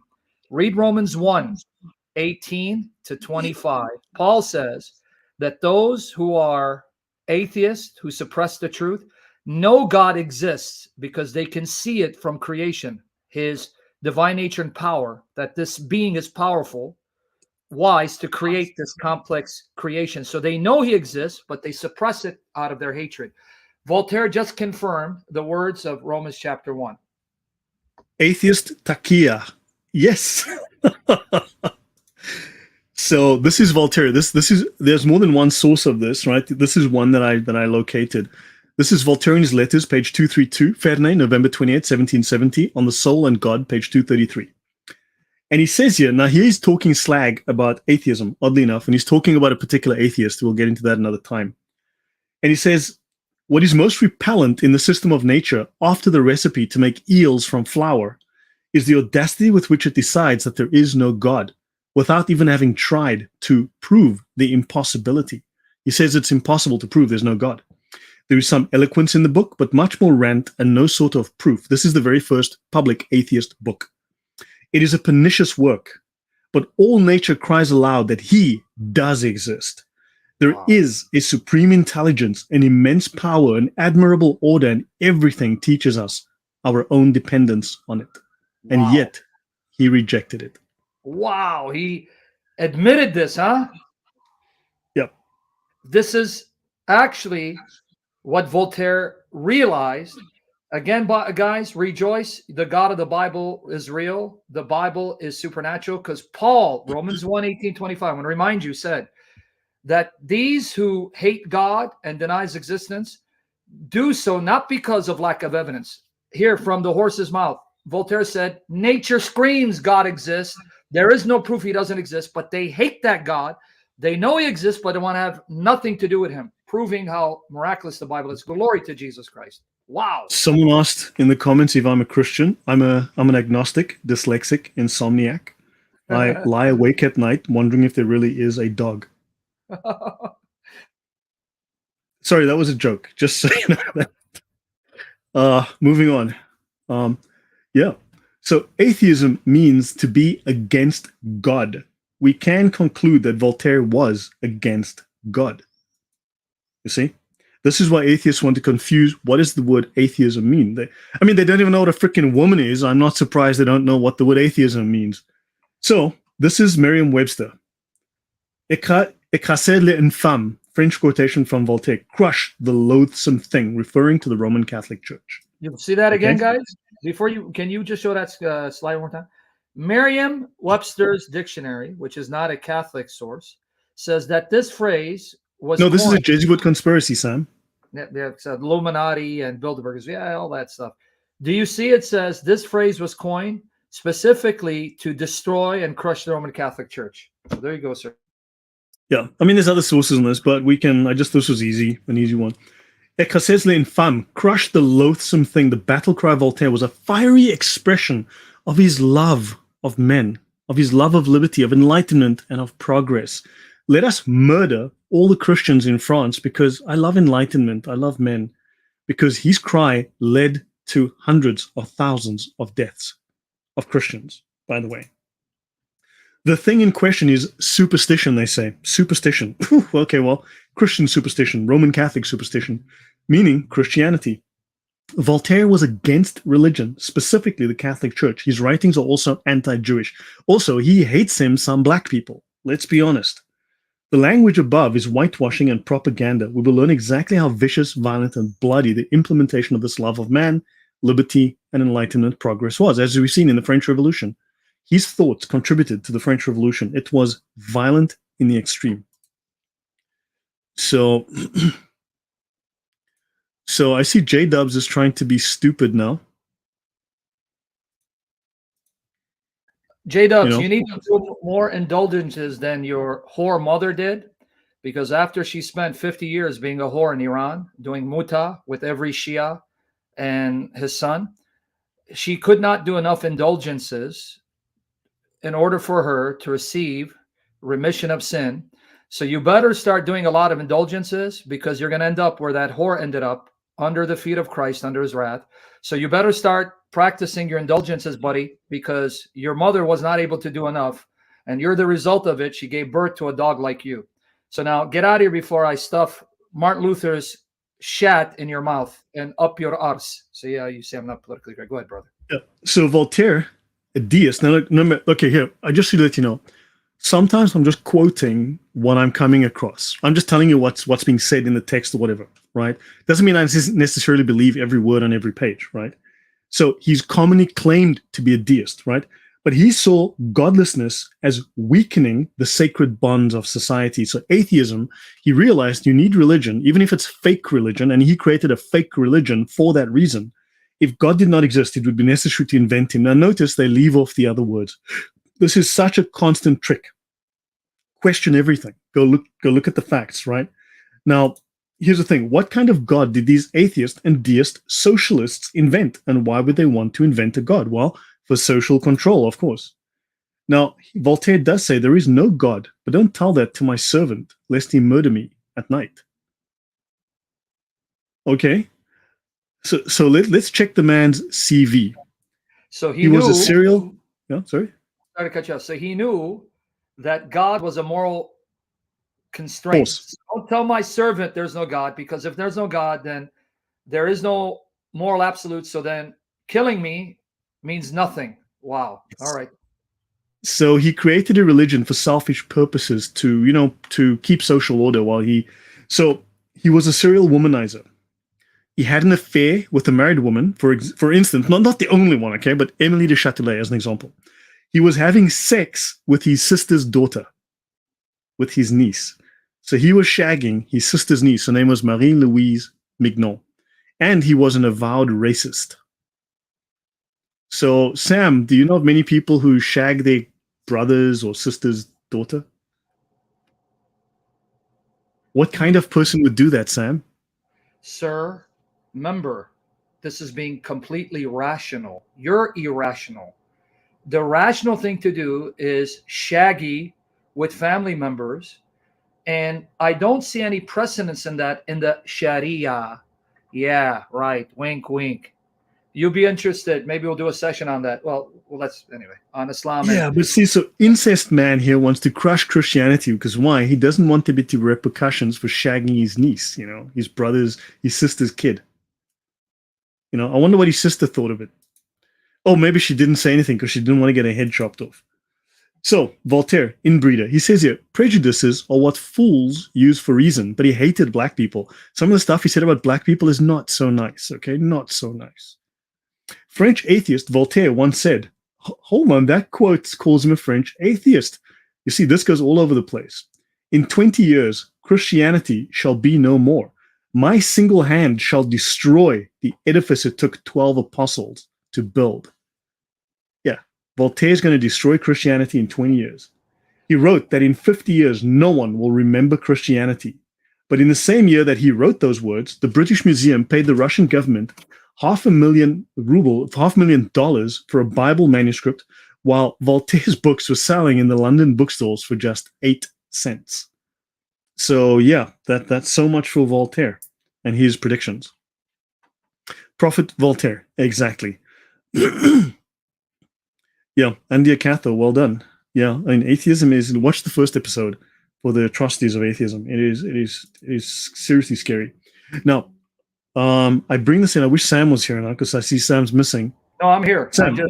I'm here. I was in the background. Okay. Now, I just want to mention that this is not for me to get into a long song and dance, and I'm not going to entertain your conspiracy theories about the Jesuits. But you need to understand excuse my French, every bullshit story that people tell me in the comments comes from the Soviets, right? Or comes from the French Revolution psychopaths. Right? Understand that your conspiracy theory comes from someone with a serious agenda, a sick psychopathic community. The idea behind the Jesuits, okay, is everyone wants to slam talk the Jesuits. So yes. Destroy the Jesuits, destroy the church. The Age of Reason and Enlightenment produced atheist thinkers, writers, and politicians radically opposed to the church. Voltaire said the only way to limit the church's influence and to bring about a secular society was to take control of the monastic orders, of the institutions of higher learning in Europe, which required the destruction of the Jesuits. He boasted that with the Jesuits defeated, there will be nothing left of the church. Wow. So the Jesuits were founding universities everywhere. The Jesuits were highly trained, were intellectually trained scholars. I'm not saying there isn't a problem with the Jesuits today, because I'll say, yeah, there's a problem with the Jesuits today. Clearly, there's an issue there somewhere. But back then, everyone's issue is if you destroy the Jesuits, you take out the smartest people in the church. Yes, Sam? And by the way, I just want to comment on that. And the reason I was in the background, because I got to see if my cat wants to come in. This is what happens in your live stream. Brethren, just to let you know the impact of this propaganda, and I'm a witness. In the 90s, and I don't want to take too much time because I want to give you time, but I want to confirm what you're saying about how the propaganda poisons minds. It poisoned me. In the 90s, I was raised on a steady diet of Chick tracks, Jack T. Chick. These are comic tracks, and Jack Chick worked with Alberto Rivera, who claimed to be a Jesuit planted by Jesuits to infiltrate Protestantism. And I was taught that Jesuits are actually the powers that are orchestrating events behind the scene to bring a one world government, one world religion with the Pope as the head. And then in reality, there was a black Pope, not that he was black, meaning skin color, but that this Pope was a puppet. Behind him, there was this black Pope, meaning he'd wear black garbs, part of the Masonry, and that everything is being infiltrated by the Jesuits. They're being used by Lucifer to bring a one world religion. And I got paranoid, and that's what made me hate the Catholic Church more. And they're working with the Masons, and that even Islam was created by the Catholic Church to control Arabia, but Muhammad went. Sam, the Jews created Islam because they're the broom that will sweep. I don't know what. So Sam, no, Sam, it's the Jews did it. No, Alberto Rivera said his Jesuit master told him it was or the Catholic. There was no Jesuits. We should do a talk just on Alberto Rivera. That guy. Oh my God! It's so you know what I'm talking about. It is phenomenal. You must go read about the life of Alberto Rivera. Holy moly! So you heard about him, right? Now, I've looked at him in depth. It's one of the funniest stories you ever read. Yeah. No, honestly, let's do a session. But real quickly about Alberto Rivera. There was no Jesuits at the time, Muhammad, but he said his Jesuit master told him that the Catholic Church sent Khadija bin Khuwaylid. She was a Catholic nun. She was given orders to find a man in Arabia, to tame him, to control the Arabs for the Catholic Church. But Muhammad became buck wild and rebelled against the Catholic Church. They even have a comic. If you go to Chick Publications, the comic is called The Prophet, based on what Alberto Rivera was told. Now, as you comment on that, let me go open the door for my cat. So I'm listening. Yeah, Alberto Rivera was, holy moly. Go read about that man's life. Seriously, holy moly. It's hysterical. Yeah, you have to laugh. I mean, it's so stupid. Right. So on that point, so understand the whole point of this enterprise is they can impose their version of religion. They can impose their version of morality, their version of the world, if they can destroy the Catholic Church. And the foundation, according to this guy, is to destroy the Jesuits, the thinkers of the church. However, there's someone else who came before him who also wanted to destroy the monastic orders. And he felt that the weak point of the Roman Catholic Church, the way to destroy it is to destroy the monasticism that was part of the church. Martin Luther saw monastic orders as corrupt and unnecessary. They stood in the way of his true faith. He believed that their practices and beliefs were contrary to the teachings of the Bible, and he was determined to see them removed from society. Now, in this letter to Spalatin, it's a long story there, but the mass and monasticism are already condemned and may not be tolerated to come to life again. Right? He's got other quotes on this as well. That's just one of them. Right? So he writes that he's going to destroy the monastics. Now, he also means the monastic orders. Right? Now, Luther was firmly against rationality when interpreting gospel, scripture, Bible. Okay? You couldn't use your brain. You had to let the voices in your head talk to you. Right? So faith alone does not mean, have faith. Faith means don't think, don't use your brain. Let the voices in your head talk to you. Okay? Let the voices talk to you, because it's a violation of his beliefs to use reason. He abandoned reason. Okay? He also abandoned philosophy, like I mentioned in the beginning. Right? So this is the irrational. Yes, sir? You know what I suspect? I suspect from what you're telling me about Luther, and I hope God will bless your research and I learn from you, because I don't have time to study him. I have other things to do. I suspect because Luther was mentally disturbed and he was so demonized and he had serious psychological issues, that he realized that if works were something that he had to pursue to be at peace with God, then he was hopeless. So in order to appease his troubled mind, his sick mind, he came up with faith alone so that he could be at peace. So you know what? It doesn't matter what I do at the end of the day. It's faith alone. Correct. Now so he said, sin boldly, sin away, go knock yourself out. And he said, even if I should commit 1,000 murders a day, that's not going to affect Jesus's opinion of me. See? I mean, the guy was a megalomaniac. You got to read some of his stuff. The man was a megalomaniac. He was not a well man. But we'll get to that. Yeah. Okay, Religion for Atheists, a non-believer's guide to the uses of religion by Alain de Botton. He's actually got a talk on TED, if you want to watch it. He's actually got a TED talk going. I'm just going to mention a couple of things here. The error of modern atheism has been to overlook how many aspects of the faiths remain relevant even after their central tenets have been dismissed. Once we cease to feel that we must prostrate ourselves, we are free to discover religions as repositories of a myriad of ingenious concepts with which we can try to assuage a few of the most persistent and unattended ills of secular life.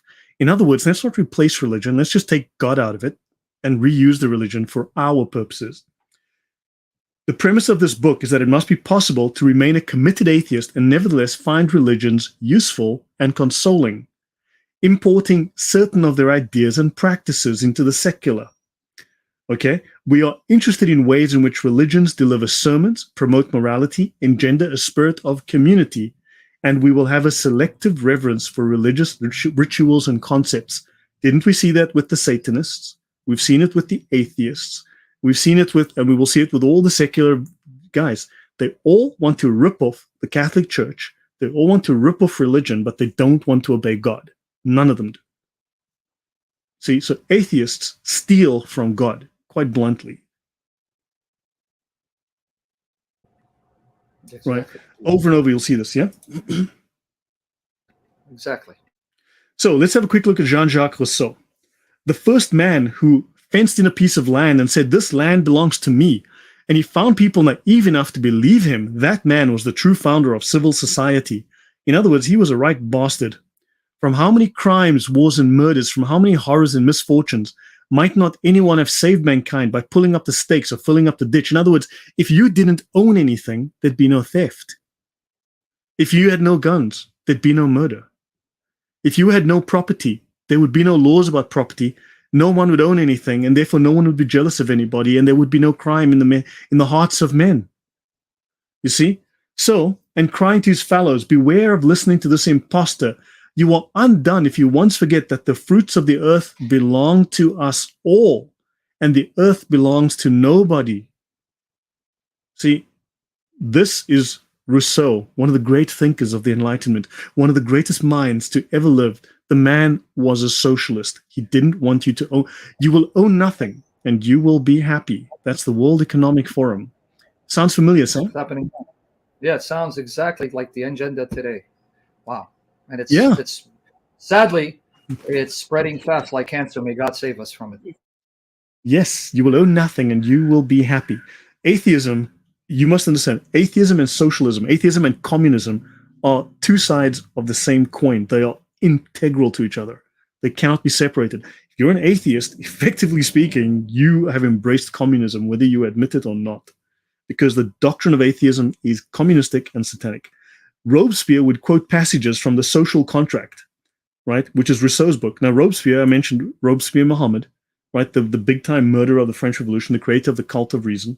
He would quote from Jean-Jacques Rousseau while simultaneously ordering tens of thousands of people to be murdered. And Rousseau's discourse on the origin and basis of inequality among men and the social contract are cornerstones in modern political and social thought, even read by people like Marx, of course. Right? For instance, by the way, Robespierre, the cult of the supreme being, mandated a more comfortable, because it's comfortable, simple style of dress for all citizens and featured a blue period costume and hat. In other words, everybody wears the same clothes, just like they did in communist China under Mao, because it was comfortable. You see, you're all wearing the same. No one looks richer. No one looks poorer. Everyone's the same, you see, because that's socialist. To paraphrase Robespierre, it was the despotism of the citizen over the individual. In other words, communism, not individual rights. The rights of the individual were not respected. This is what atheists tell us are the most rational, wisest men to ever live. Atheism or Death. On October 10, 1793, the convention, the French atheist government, decreed that the provisional government of France would be revolutionary, right? The jihad would continue until peace had been attained. See, the jihad has to bring peace, Sam. Robespierre defined the meaning of this without ambiguity. He said, the aim of the constitutional government is to preserve the republic. The aim of the revolutionary government is to establish it. So the constitutional government preserves the republic, but the revolution, the jihad. Now, what is the legal definition of jihad? If we go into the Reliance of the Traveler, jihad is legally defined in the Sharia, or the Shari definition, as jihad is warfare to establish Islam. So they were using warfare to establish atheism.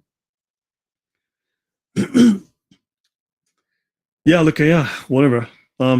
They're all atheists, they're all madmen. So it is thus subject, so therefore, the revolutionary government is subject to less uniform and less rigorous laws. In other words, we don't have to respect the law. In fact, we can make up the law as we go. We're above the law, you see. The revolutionary government owes to good citizens all the protection of the nation. Everyone who listens to what we say, well, we protect them, right? But it owes to the enemies of the people only death. Sam, your thoughts before I go on. So basically, you see the connection. Islam and atheism are from the same pit of hell. If you're not following, there is a source behind these movements. Guys, read the the sources and see what he's saying. There is a power behind Islam and atheism. It's the same power, but manifesting differently. It's satanic. The same Satan that molested Muhammad spiritually, inspired him to start this system, is the same Satan that filled these bastards with the same hatred, the same mindset that he filled Muhammad, but it's simply a different manifestation. Atheism and Islam are both two sides of the same coin from the same source, Satan, and they have the same agenda. Destroy Christianity, destroy the church, destroy the Bible, and impose their agenda, because Satan doesn't care if you're Muslim or atheist. He just doesn't want you to follow Jesus Christ and belong to his church. Keep that in mind. Right. Suffer little children. So Jean-Jacques Rousseau, philosopher of compassion, fierce defender of the weak against the strong, the man who never tired of talking about equality and justice and virtue, who wrote a long book about the right way. So Rousseau wrote a book about how to raise children. He sent all his own children to the Paris Foundling Hospital immediately upon birth. He never knew or even saw any of his children. He wrote a book about raising a child, and he sent every one of his children straight to the orphanage. He convinced his lover to abandon the children for the sake of her honor, because they weren't married. He later confessed, "I trembled at the thought of entrusting them to a family ill brought up, to be still worse educated. The risk of the education of the founding hospital was much less." See, better the orphanage than some random family, right? So, of course, the best account of Rousseau's actions in disposing of his children at the hospital is that he callously eliminated them from his life because they interfered with the way that he wanted to live. Of course, abandoning his children doesn't make his social theories false, now does it? It makes him a great man. Yeah. Oh, by the way, I see I missed... Yeah?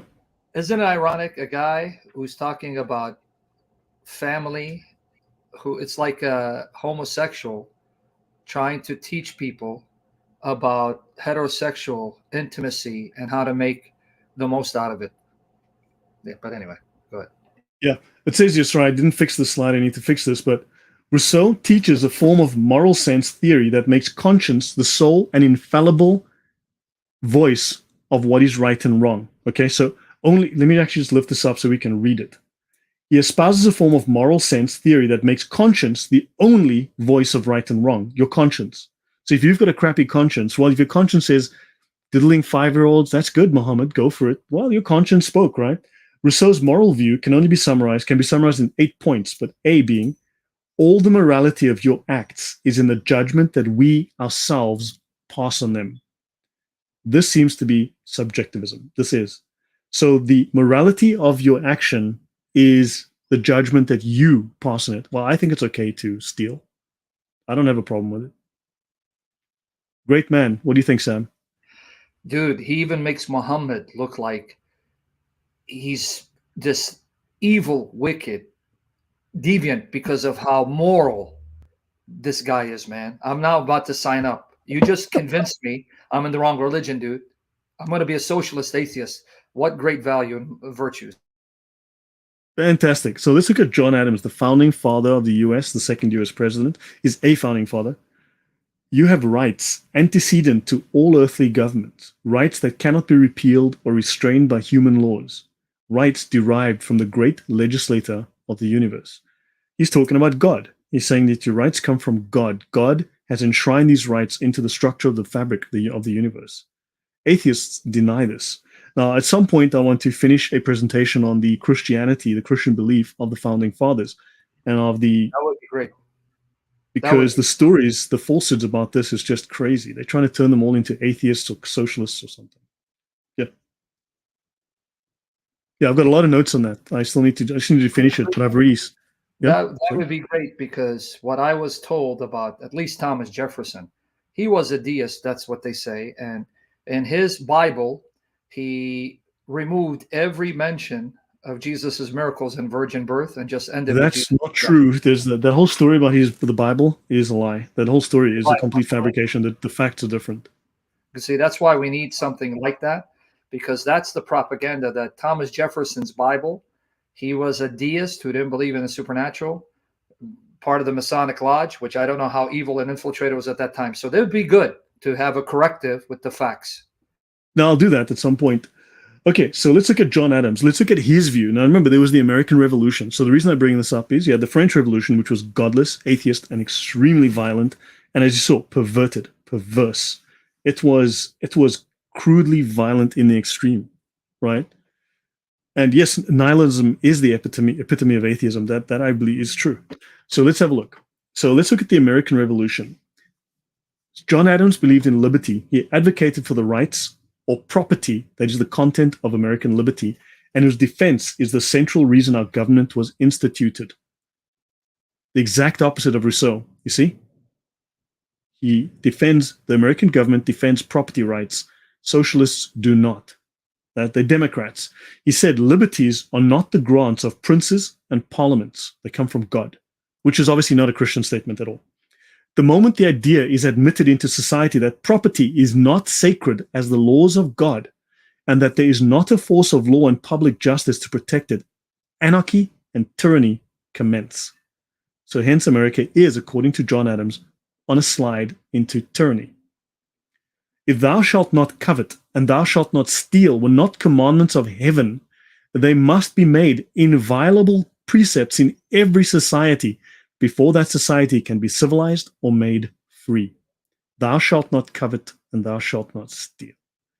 Those are that's in the atheist 10 rules for life, right, Sam? Thou shalt not steal. But of course, because atheism is the epitome of perfect moral virtue, but you're delusional because you're thinking too much of Martin Luther being on the pot. I'm delutheranal. What? Property must be secured or liberty cannot exist. To be commanded, we do not consent. We will not be told, right? Government should be for the preservation of internal peace, virtue, and good order, as well as the defense of lives, liberties, and property. This goes against the French Revolution. This is entirely the opposite view. From a moral standpoint, from a legal standpoint, it is entirely opposite. This is the opposite of socialism. Each individual of society has a right to be protected in the enjoyment of his life. Now, don't forget what it said in the French Revolution. Those who do not become atheists, those who will not support the government, must die. That was the French Revolution's law. Atheism or death. This is a completely, you must understand how revolutionary, and I don't mean in the violent sense, just how incredible the American Constitution was and is as a document. You have no idea the mess it came out of. The fact that that document was written in the kind of sick darkness that was in the world at that point. The American Constitution is an amazing document. So, in the enjoyment of his life, liberty, and property, no part of the property of any individual can with justice be taken from him or applied to public use without his own consent. This is what the Greeks were doing. When I opened this, the third slide I did was about the Greeks, where they were talking about the idea of taking everyone's property and giving it to the public. That is socialism. America goes against that. These ideas are tyranny. This is oppression, totalitarianism. Nip the shoots of arbitrary power in the bud is the only maxim which can ever preserve the liberties of any people. Be not wheedled out of your liberty by hypocrisy, chicanery, and cowardice. John Adams, because he recognized an enemy to liberty is an enemy to human nature. Sam, any thoughts before I go on? So just to emphasize, is this why we have an attempt to try to destroy the Constitution? Yes. Because, and you're saying, in light of its historical context, the Constitution was revolutionary, and it is based on biblical principles, yes, not on rationalist atheist thinking. And that's why the atheists who hate God see that they have to erase the Constitution. Yes. There you go, guys. You're hearing it, right? So there you go. So think about it. All of those people who don't know what a woman is, they're all woke. They're all atheists. Many of them are Satanists. They're all atheists. I thought they're rational. You can see they're enemies of freedom. They are totalitarian. They are seeking to remove liberty and life, as we know. Okay, so this is by John W. Whitehead and John Conlon. It's an older document, it's a legal document called The Establishment of the Religion of Secular Humanism and its First Amendment Implications. There's a growing concern in contemporary academia regarding the nature of modern society. Quaker philosopher Alton Trueblood, in viewing what he believes to be a pagan society in the United States. Now, don't forget, atheism is linked to paganism, Greek paganism, literally paganism. And you saw one historian has called it the rise of modern paganism. As remarked, only by terrific moral recovery are we going to keep the world from becoming a dark age. Harvard law professor Jay Bergman has written, our whole culture seems to be facing the possibility of a kind of nervous breakdown, I'd say. The problem, as seen by Trueblood and Berman, is the deepening secularism that has taken hold of the present culture. Secularism, or what is called secular humanism, poses a serious constitutional quandary because its purpose is to eliminate traditional theism as a significant aspect of reality by forcing traditional theism from the arena of public discourse and American institutional life. Secular humanism aims to erase Christianity completely from America and impose itself. Transcendence has been, shall we say, declared inoperative, in other words, God, by the major agencies that officially define reality. Okay? The historical and traditional definition of religion. The religion of the First Amendment is traditional theism. The religion of the First Amendment in America is traditional Christian religion, and in particular, Christianity. Not all religion, because America's Constitution and the First Amendment was designed to protect Christian belief.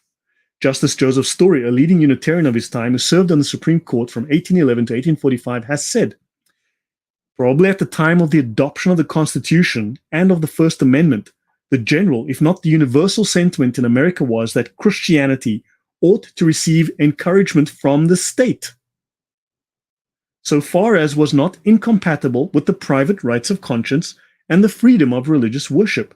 Christianity ought to receive encouragement from the state. An attempt to level all religions and to make it a matter of state policy to hold all in utter indifferences would have created universal disapproval, if not universal indignation. In other words, the First Amendment wasn't designed, Islam is on the same par as, no. Separation of the church and state was not mentioned once in the entirety of the US Constitution, but it is mentioned by Marx, Lenin, Stalin, Engels, a bunch of Satanists, and a whole bunch of atheists. Yes. The whole story that you've been told about your Constitution is false. Right? The First Amendment was not meant to prevent the establishment of Christianity as a religion. I'm going to repeat that. The First Amendment was never meant to prevent the establishment of Christianity as a religion, but to prevent one Christian denomination from dominating the others. The framers had no intention of eradicating traditional Christianity via the First Amendment, because to them, religion entailed a relationship of man to a supreme being. The founding fathers said religion entailed a relationship of man to a supreme being, which is crazy if you're not religious. James Madison termed religion as the duty which we owe to our Creator and the manner of discharging it. Madison, as well as the majority of the founders, was a theist. The framers never intended a separation of church and state. In other words, if we were to truly follow the Constitution, America would be a sort of paradise on earth, right? It would be a paradise on earth in that you are to worship the creator God of the Bible. Yes. But you can be free to be Catholic, Orthodox, Protestant, and you cannot kill each other just because you don't belong to the same denomination. Yes. And no one branch of Christianity can dominate the political scheme. In other words, you can't just have Catholics in government or Protestants. Correct. You have to believe in God. You have to believe in the Bible. You have to be a Christian who believes in the God of the Bible, worship Jesus Christ as Lord, but your denomination doesn't matter. Now, if we could truly implement that Constitution, then we could all have a sort of paradise on earth. But sadly, when you put imperfect, demonized humans in power, they even butcher something so perfect as the Constitution. But what this means is that Christianity stands above all other religions. In the Constitution, Christianity stands above all other religions. Look, I attended a school for emotionally disturbed teachers. So the Magna Carta is not something that we discussed at length. The Magna Carta was an amazing document. I mean, obviously it's been violated. And clearly, just like the American Constitution, Hitler never abolished the Constitution of the Weimar Republic. It was never abolished. He simply ignored it. The American Constitution has not been abolished. It's just being ignored. Just bear that in mind. Superstition. Now I'm going to veer slightly. So we're halfway through the presentation. I'm going to go another 5 or 10 minutes. Is that okay, Sam? So I have said in the beginning, and I'm going to say this bluntly because we're going to go into much length on this. Atheism is legally a religion. Atheist organizations went to the Supreme Court to argue, and they won, that atheism is a religion. Your atheist friends are lying to you. Atheism is a religion. They won in court. They made claim. In fact, they changed the definition of what a religion is. You see, instead of having a functional definition of religion, in fact, instead of having, shall we say, a transcendent definition of religion, as you saw framed by the founders, they created what they call a functional definition of religion. Religion does stuff, right? Religion does the following. It makes people be nice to each other. It gives them somewhere to go on Sunday and have picnics together. Sadly, Sam, can you think of a theologian who might have come up with a functional definition of religion instead of saying what God is, but what God does? Can you think of a theologian who might have come up with such a concept? Can you think of a guy? What God was, but we don't know what God is. No, it has nothing to do with Muhammad, Islam, volitionism. No. It's this guy. He's from the same place as that dude. Oh, him too, huh? Because even Muhammad, believe it or not, in Islam, you can only know what Allah does, but you don't really know Allah, because though it's Gnostic, it's also agnostic. So you're saying again, there's a relationship between this dude, guy from a country like this who changed the definition of God. So there's a guy called Muhammad Lucifer, something like that. He viewed all connected. He viewed religion. He viewed God as not. He wasn't interested in the nature of God. He was interested in what God does, right? So the atheists used basically that foundation as what religion does, and they turned it into a functional definition. We will discuss that. And they used that as a way to say that, well, atheism is now a religion by that definition. Thanks, Martin. You're a great guy. So I want people to emphasize this. Here's Martin Luther, who comes out of Christian tradition, who focuses on what God does, not so much what God is, which is actually Islam. If you ask some of the Muslims, that at the end of the day, you know Allah by his will and his deeds, but you don't really know what Allah is. So I've said this, that Islam is Gnostic and agnostic, in that Allah is known by what he desires or wills and does, but his nature is something that's mysterious. So they know Allah by what he does, volitionism, not so much by what he is. So Martin Luther comes out of that same tradition, and yet he claimed to be a Christian. Man, I can't wait for you to expose this guy. So understand. So it's a minefield researching Luther, Sam. I mean, I'm having to go into the original German.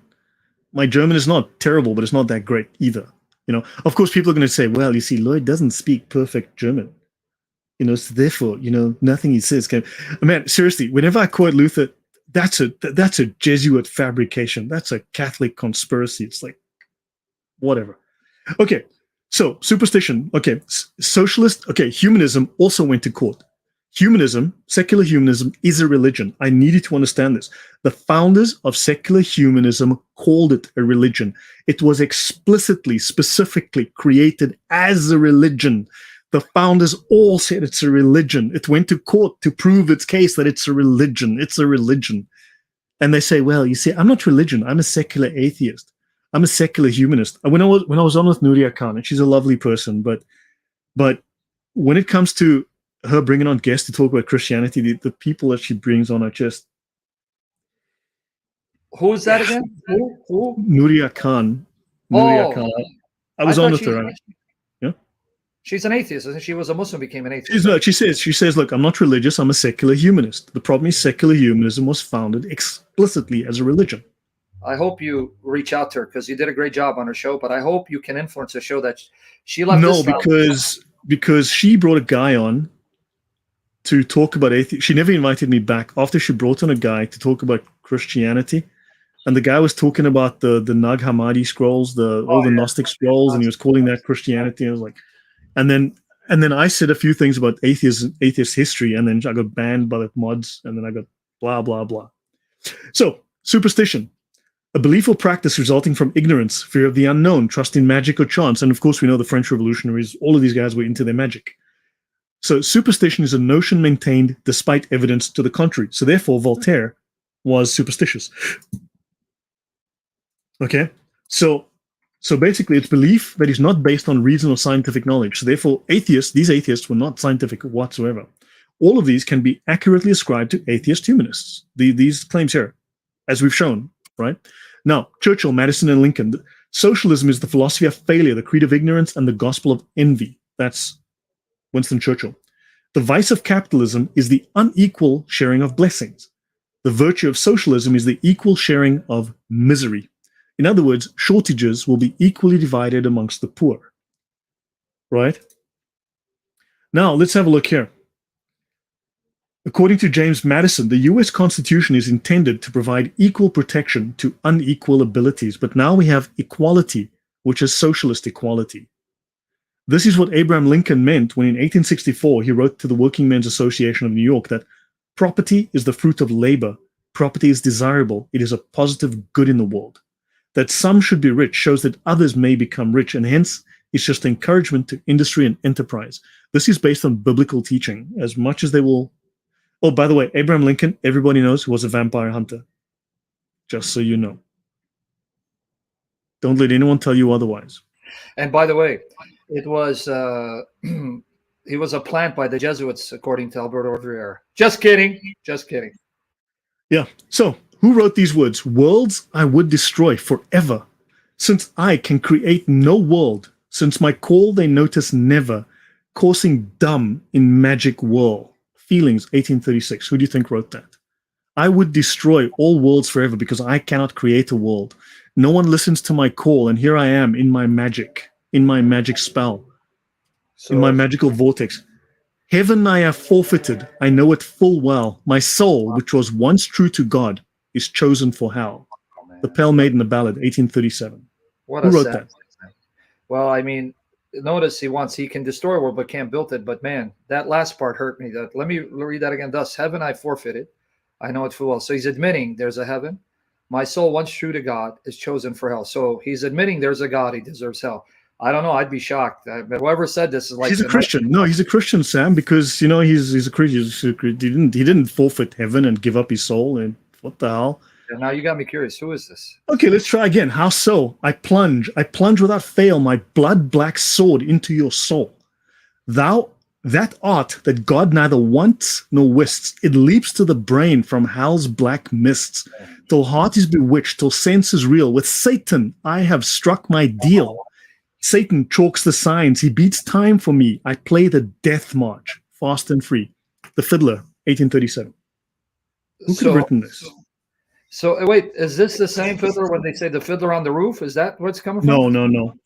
That's different. Now, wait, because now you got me freaking out, Lloyd. Who is this dude? Who is this dude? Yeah, I don't. Oh, Karl Marx. Are you kidding me? No. So wait, he recognizes God exists.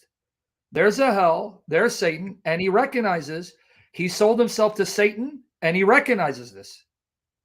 Yeah. Look now, my blood-dark sword shall stab unerringly into your soul. God neither knows nor honors art. The hellish vapors rise and fill the brain, till I go mad and my heart is utterly changed. See the sword? The Prince of Darkness sold it to me. He beats the time and gives the signs. Evermore boldly I play the dance of death. So does that sound just a fractional satanic, Sam? This is actually his words, guys. He's not making it up. Actual words. So here's another proof that a man knows God of the Bible exists. There's a hell, but he chose Satan and sold himself to Satan and rather go to hell and follow Satan than Jesus Christ. This again proves the point. Even people who know God exists hate him so much that they would willfully side with Satan over against God. Here it is. This. So, do you understand why? And he's not the only one of his crew that wrote, shall we say, satanic works, satanic words. Would you have thought that this was Karl Marx? I was freaking out. It sounded like someone who was having a struggle because he knows God exists, but he's so corrupt and sinful that he feels it's over for him. There's no hope for him to turn to God. I didn't know it was him. That's why you're freaking me out. So they exist. Guys, most socialists are atheists. He wasn't. He knew God exists. He knew Satan was real. And he knew he sold himself to the devil and would rather be with Satan because he didn't want to submit to God. There you go. This is your socialist, Marxist, communist roots, atheists. This is it. Satanists. Yeah. Okay. So I'm going to do 1 or 2 more slides, Sam, and then I call it a night, if you don't mind. I'll try and be quick. I don't want to go very much longer. So Karl Marx. Now, James Lindsay has called him a Satanist. Now, I've been saying this for a while. I've been speaking about this for a while. But now even James Lindsay has publicly called Karl Marx a Satanist. Now, don't forget, to be a member of the Communist Party, you must be an atheist. It is required. Now, everyone loves to say Karl Marx was a Christian. Those people can kiss my ass. Right? Of course, they will throw him under the bus at the first opportunity. But of course, I mean, the man is an arch atheist. He created modern socialism, right? Modern communism, right? We'll get into the definition between those two words, but of course, I mean, he was an atheist through and through. He was one of theirs, right? Bruno Bauer is Karl Marx's buddy. Everything that the historical Christ is, everything that is said of Jesus, everything that is known of Jesus, belongs to the world of imagination, that is, of the imagination of the Christian community, and therefore has nothing to do with any man who belongs to the real world. Bruno Bauer, Critique of the Evangelical History of the Synoptics, 1842. Bruno Bauer was the first academic theologian to affirm the non-historicity of Jesus. He claimed that Mark was the original gospel and that Mark invented the historicity of Jesus and thereby invented Christianity.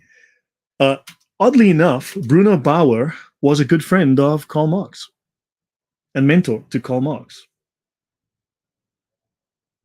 So Jesus mythicism, modern Jesus mythicism, started with Karl Marx's friend here. So Jesus mythicists stress that there are no works written by Jesus and that the supposed non-Christian sources that do mention him are Christian forgeries, blah, blah, blah. The mythicist position centers on a threefold argument pioneered by German scholar Bruno Bauer, who lived 1809 to 1882. The New Testament is not historically reliable. There are no non-Christian contemporary sources about Jesus. Christian faith is modeled on ancient pagan stories. Now, I'll jump to the end here. Bruno Bauer made a lot of funny claims. So did many people in that era who copied after him. However, those claims have fallen apart through modern scholarship, new findings, new archaeological research. Okay, so now they've had to change the arguments. Of course, they still throw these out there. So, Christian faith is modeled on ancient pagan stories. From 1839 to 41, Bauer was a teacher, a mentor, and a close friend of Karl Marx. Becoming a militant atheist, he earned the names the Messiah of Atheism. That's fascinating. The Robespierre of Theology. Interesting. He concluded that the New Testament Gospels were forgeries, Jesus had never existed, and that religion was a form of self-delusion that fettered intellectual freedom. His radical theology resulted in his termination from a teaching position at the University of Bonn. Yeah. The Soviets used Bauer, and so do the Muslims, and so do the atheists. By the way, that's why I was saying atheists use Soviet communist propaganda, and yet they're not communists. The Soviets used Bauer's fierce attacks on Christianity as anti-religious agitprop, and one modern biographer has recognized Bauer as the world's first atheist theologian. Karl Marx's friends make pathetic sources of both theology and history. Sam, your thoughts, and I'll do one more slide. Now, brethren, understand why this friend of Marx, and I've heard of Bauer, called the Bauer theory, from liberal critical scholars. I need to talk about the Bauer thesis as well, yeah. And from Bart Ehrman. Now, understand the agenda here. Make the connection. Make the connection. They know that as long as you believe there's an historical Jesus and the Gospels are historically reliable, they cannot deceive you into following their agenda. So what they do is they destroy your faith in the Gospels as history, show you their forgeries and lies, not eyewitness accounts, and that the historical Jesus was made up. So once you don't have your foundation in Christ, you are now open for them to indoctrinate you and follow their agenda. So Bauer is being used of the devil, was, and I would sincerely think, being a Luciferian like Karl Marx, he knows Jesus is real, but he knows he has to destroy your faith. When I say he knows, present tense, he's dead, but you get what I'm talking about. He had to destroy your faith in Jesus, but as a Luciferian who knows that Satan is real, then he knows God is real. He doesn't want you to know that, because as long as you believe in Jesus, they cannot brainwash you. They cannot deceive you. And notice the theory that Mark is the first gospel. Sadly, even among professing conservative Christian scholarship like Daniel Wallace, they'll tell you Mark was the first gospel written. Matthew, Luke used Mark, edited Mark, changed Mark, and John is later more theologically developed. And this is even a view among conservatives, even though historically the church believed Matthew was the first gospel. But go ahead, brother. I just wanted to share that. Yeah, no. The Catholic biblicist says, ironic, Baba was fired from academia for teaching these views, but today these charlatans rule academia. And that is true and sad. Okay, so I'll do one more slide. This is my final slide. This is from Friedrich Engels for the 21st century. Friedrich Engels is this guy here, Marx's buddy, as you know.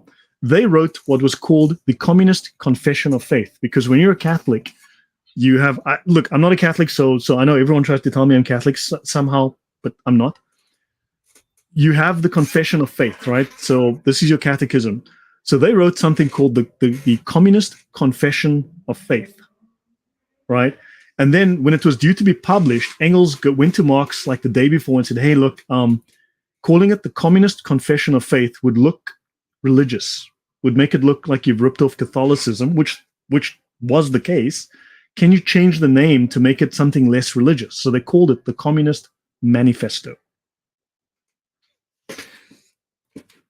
It's not a book on theology. Sorry, it's not a book on economics. It's a theological treatise. It's a book on theology. Do you understand how you've been lied to your whole life? Yeah, Sorry? But they didn't want to put the word religion in it, even though it's a religion. Yeah. So the scene is hell. Friedrich Engels, in his epic poem, depicts Danton, Voltaire, and Hegel welcoming Satan. Satan is back from a fact-finding tour to Earth where he had been training freethinkers, atheists, in their campaign to transform men into godless self-gods. Hegel is explaining his strategy in this battle, and Hegel, whose mouth until this moment grimness locked, suddenly rose up giant high and spoke, I consecrated all my life to science, just like the average atheist, isn't it? I preached atheism with all my strength. Atheism is not a belief, Sam. You don't preach it. Friedrich Engels. So understand, so let me continue here. Hold on, I see I made a wrong mistake again with my slides. This is my final slide, right? So let me go here. The date was December 1842, the place Neumünster, close to Zurich. And he says here, in the print shop of a certain Johann Friedrich Hess, a typesetter for the Literarisches Comptoir, which German radicals use as a kind of lightning rod for new publications, especially at risk of censorship. Okay, it had this title, The Insolently Threatened Yet Miraculously Rescued Bible, or The Triumph of Faith, to wit, the terrible, yet true, and salutary history of the erstwhile licentiate Bruno Bauer, how the same, seduced by the devil, fallen from the true faith, became chief devil, and was well and truly ousted in the end, a Christian epic in 4 cantos. Now I'm going to put this back up here. See, so I want to just end with this today. Atheism has, Karl Marx, that's fascinating. Yeah, I mean, he uses capital. Yeah. So atheism has closer ties to Satanism than people are aware of, as we've covered in the series so far. Karl Marx used satanic imagery. He sold his soul to Satan. Bruno Bauer sold his soul to Satan, right? Yep. Engels sells his soul to Satan. So does his co-writer of the Communist Confession of Faith, later renamed the Communist Manifesto. Atheism is anti-church. It is the anti-church. The Satanism of Anton LaVey and the Temple of Satan both claim to be atheistic. Exactly. Satan is in opposition to Christianity, not a real being, supposedly. However, they claim that Satan loves you and the Satanists are the good guys. I'll leave it at that. Sam, I'm done tonight. Brethren, take this away. Take this to heart. These men, he just gave you Karl Marx. I want you to, if you forget anything, remember this and take these sessions, upload them, study them, bombard atheists with the hopes that God will awaken them. And also, the Bible says the laborer is worthy of his wages. Luke 10:7. I gave you the link to his YouTube channel. It's pinned in its description box. Go subscribe. Pray for him. God preserve him and support him financially. I know we're not rich, but God can take 2 mites and do wonders with it. The laborer is worthy of his wages. Pray for this brother. Support him. Make his channel go viral. Make these sessions go viral. Invite him. But I want you to walk away with this. Before I end it, I'm going to make 2 comments. One question for him and one question for you. It's more question and comment. These men knew God existed. From the quote from Karl Marx, he showed you. Karl Marx acknowledges God exists, heaven is real, hell is real, Satan is real. But again, obviously they're demonized, but they gave themselves to Satan. They were so demonized, they chose to follow Satan, knowing they deserve hell. Like in the words of Karl Marx, he quoted it. Karl Marx is saying, that my soul's going to go to hell. So in their demonization, being so filled with the devil, they knew they deserved hell. They still didn't care because that's how much they hated God. This should cure you of your naivete that if someone is given arguments that God exists, that they will submit to the evidence. No, these men knew God existed and they still hated him and didn't want to have anything to do with him. And that confirms the Bible. What do I mean? Satan knows God is real. He knows because he's spoken to God. He's stood before God face to face. He knows Jesus, Son of God. The demons knew who Jesus was when he showed up on earth. And he still doesn't repent and would choose to be destroyed by the God that he knows exists and created him, then to repent and turn and be saved.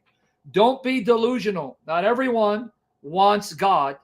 There are people who know God exists and they hate God nonetheless, and they'd rather reign with Satan in hell, which there's no reigning in hell, it's destruction, than live with Jesus. So keep that in mind. Now, my question for you, brother, sadly, Lord willing, next weekend, Thursday, I got to travel again. Could you do Wednesday? Yeah, shouldn't be a problem. So, brethren, sometimes my schedule will conflict where I have to leave. Next weekend, God willing, if the Lord wills, Thursday I have to I'm heading out for the weekend. God willing, next Wednesday, we're going to continue around the same time. Next Wednesday, he said he's available, and I thank God for him being gracious enough to make his schedule flexible. So next Wednesday, Lord willing. And secondly, for the rest of you, sadly, Kelly Powers was a disappointment yesterday. I wrote 2 articles refuting his objections. Now, let me know in the comments, do you want me to do responses to his objections against Mary?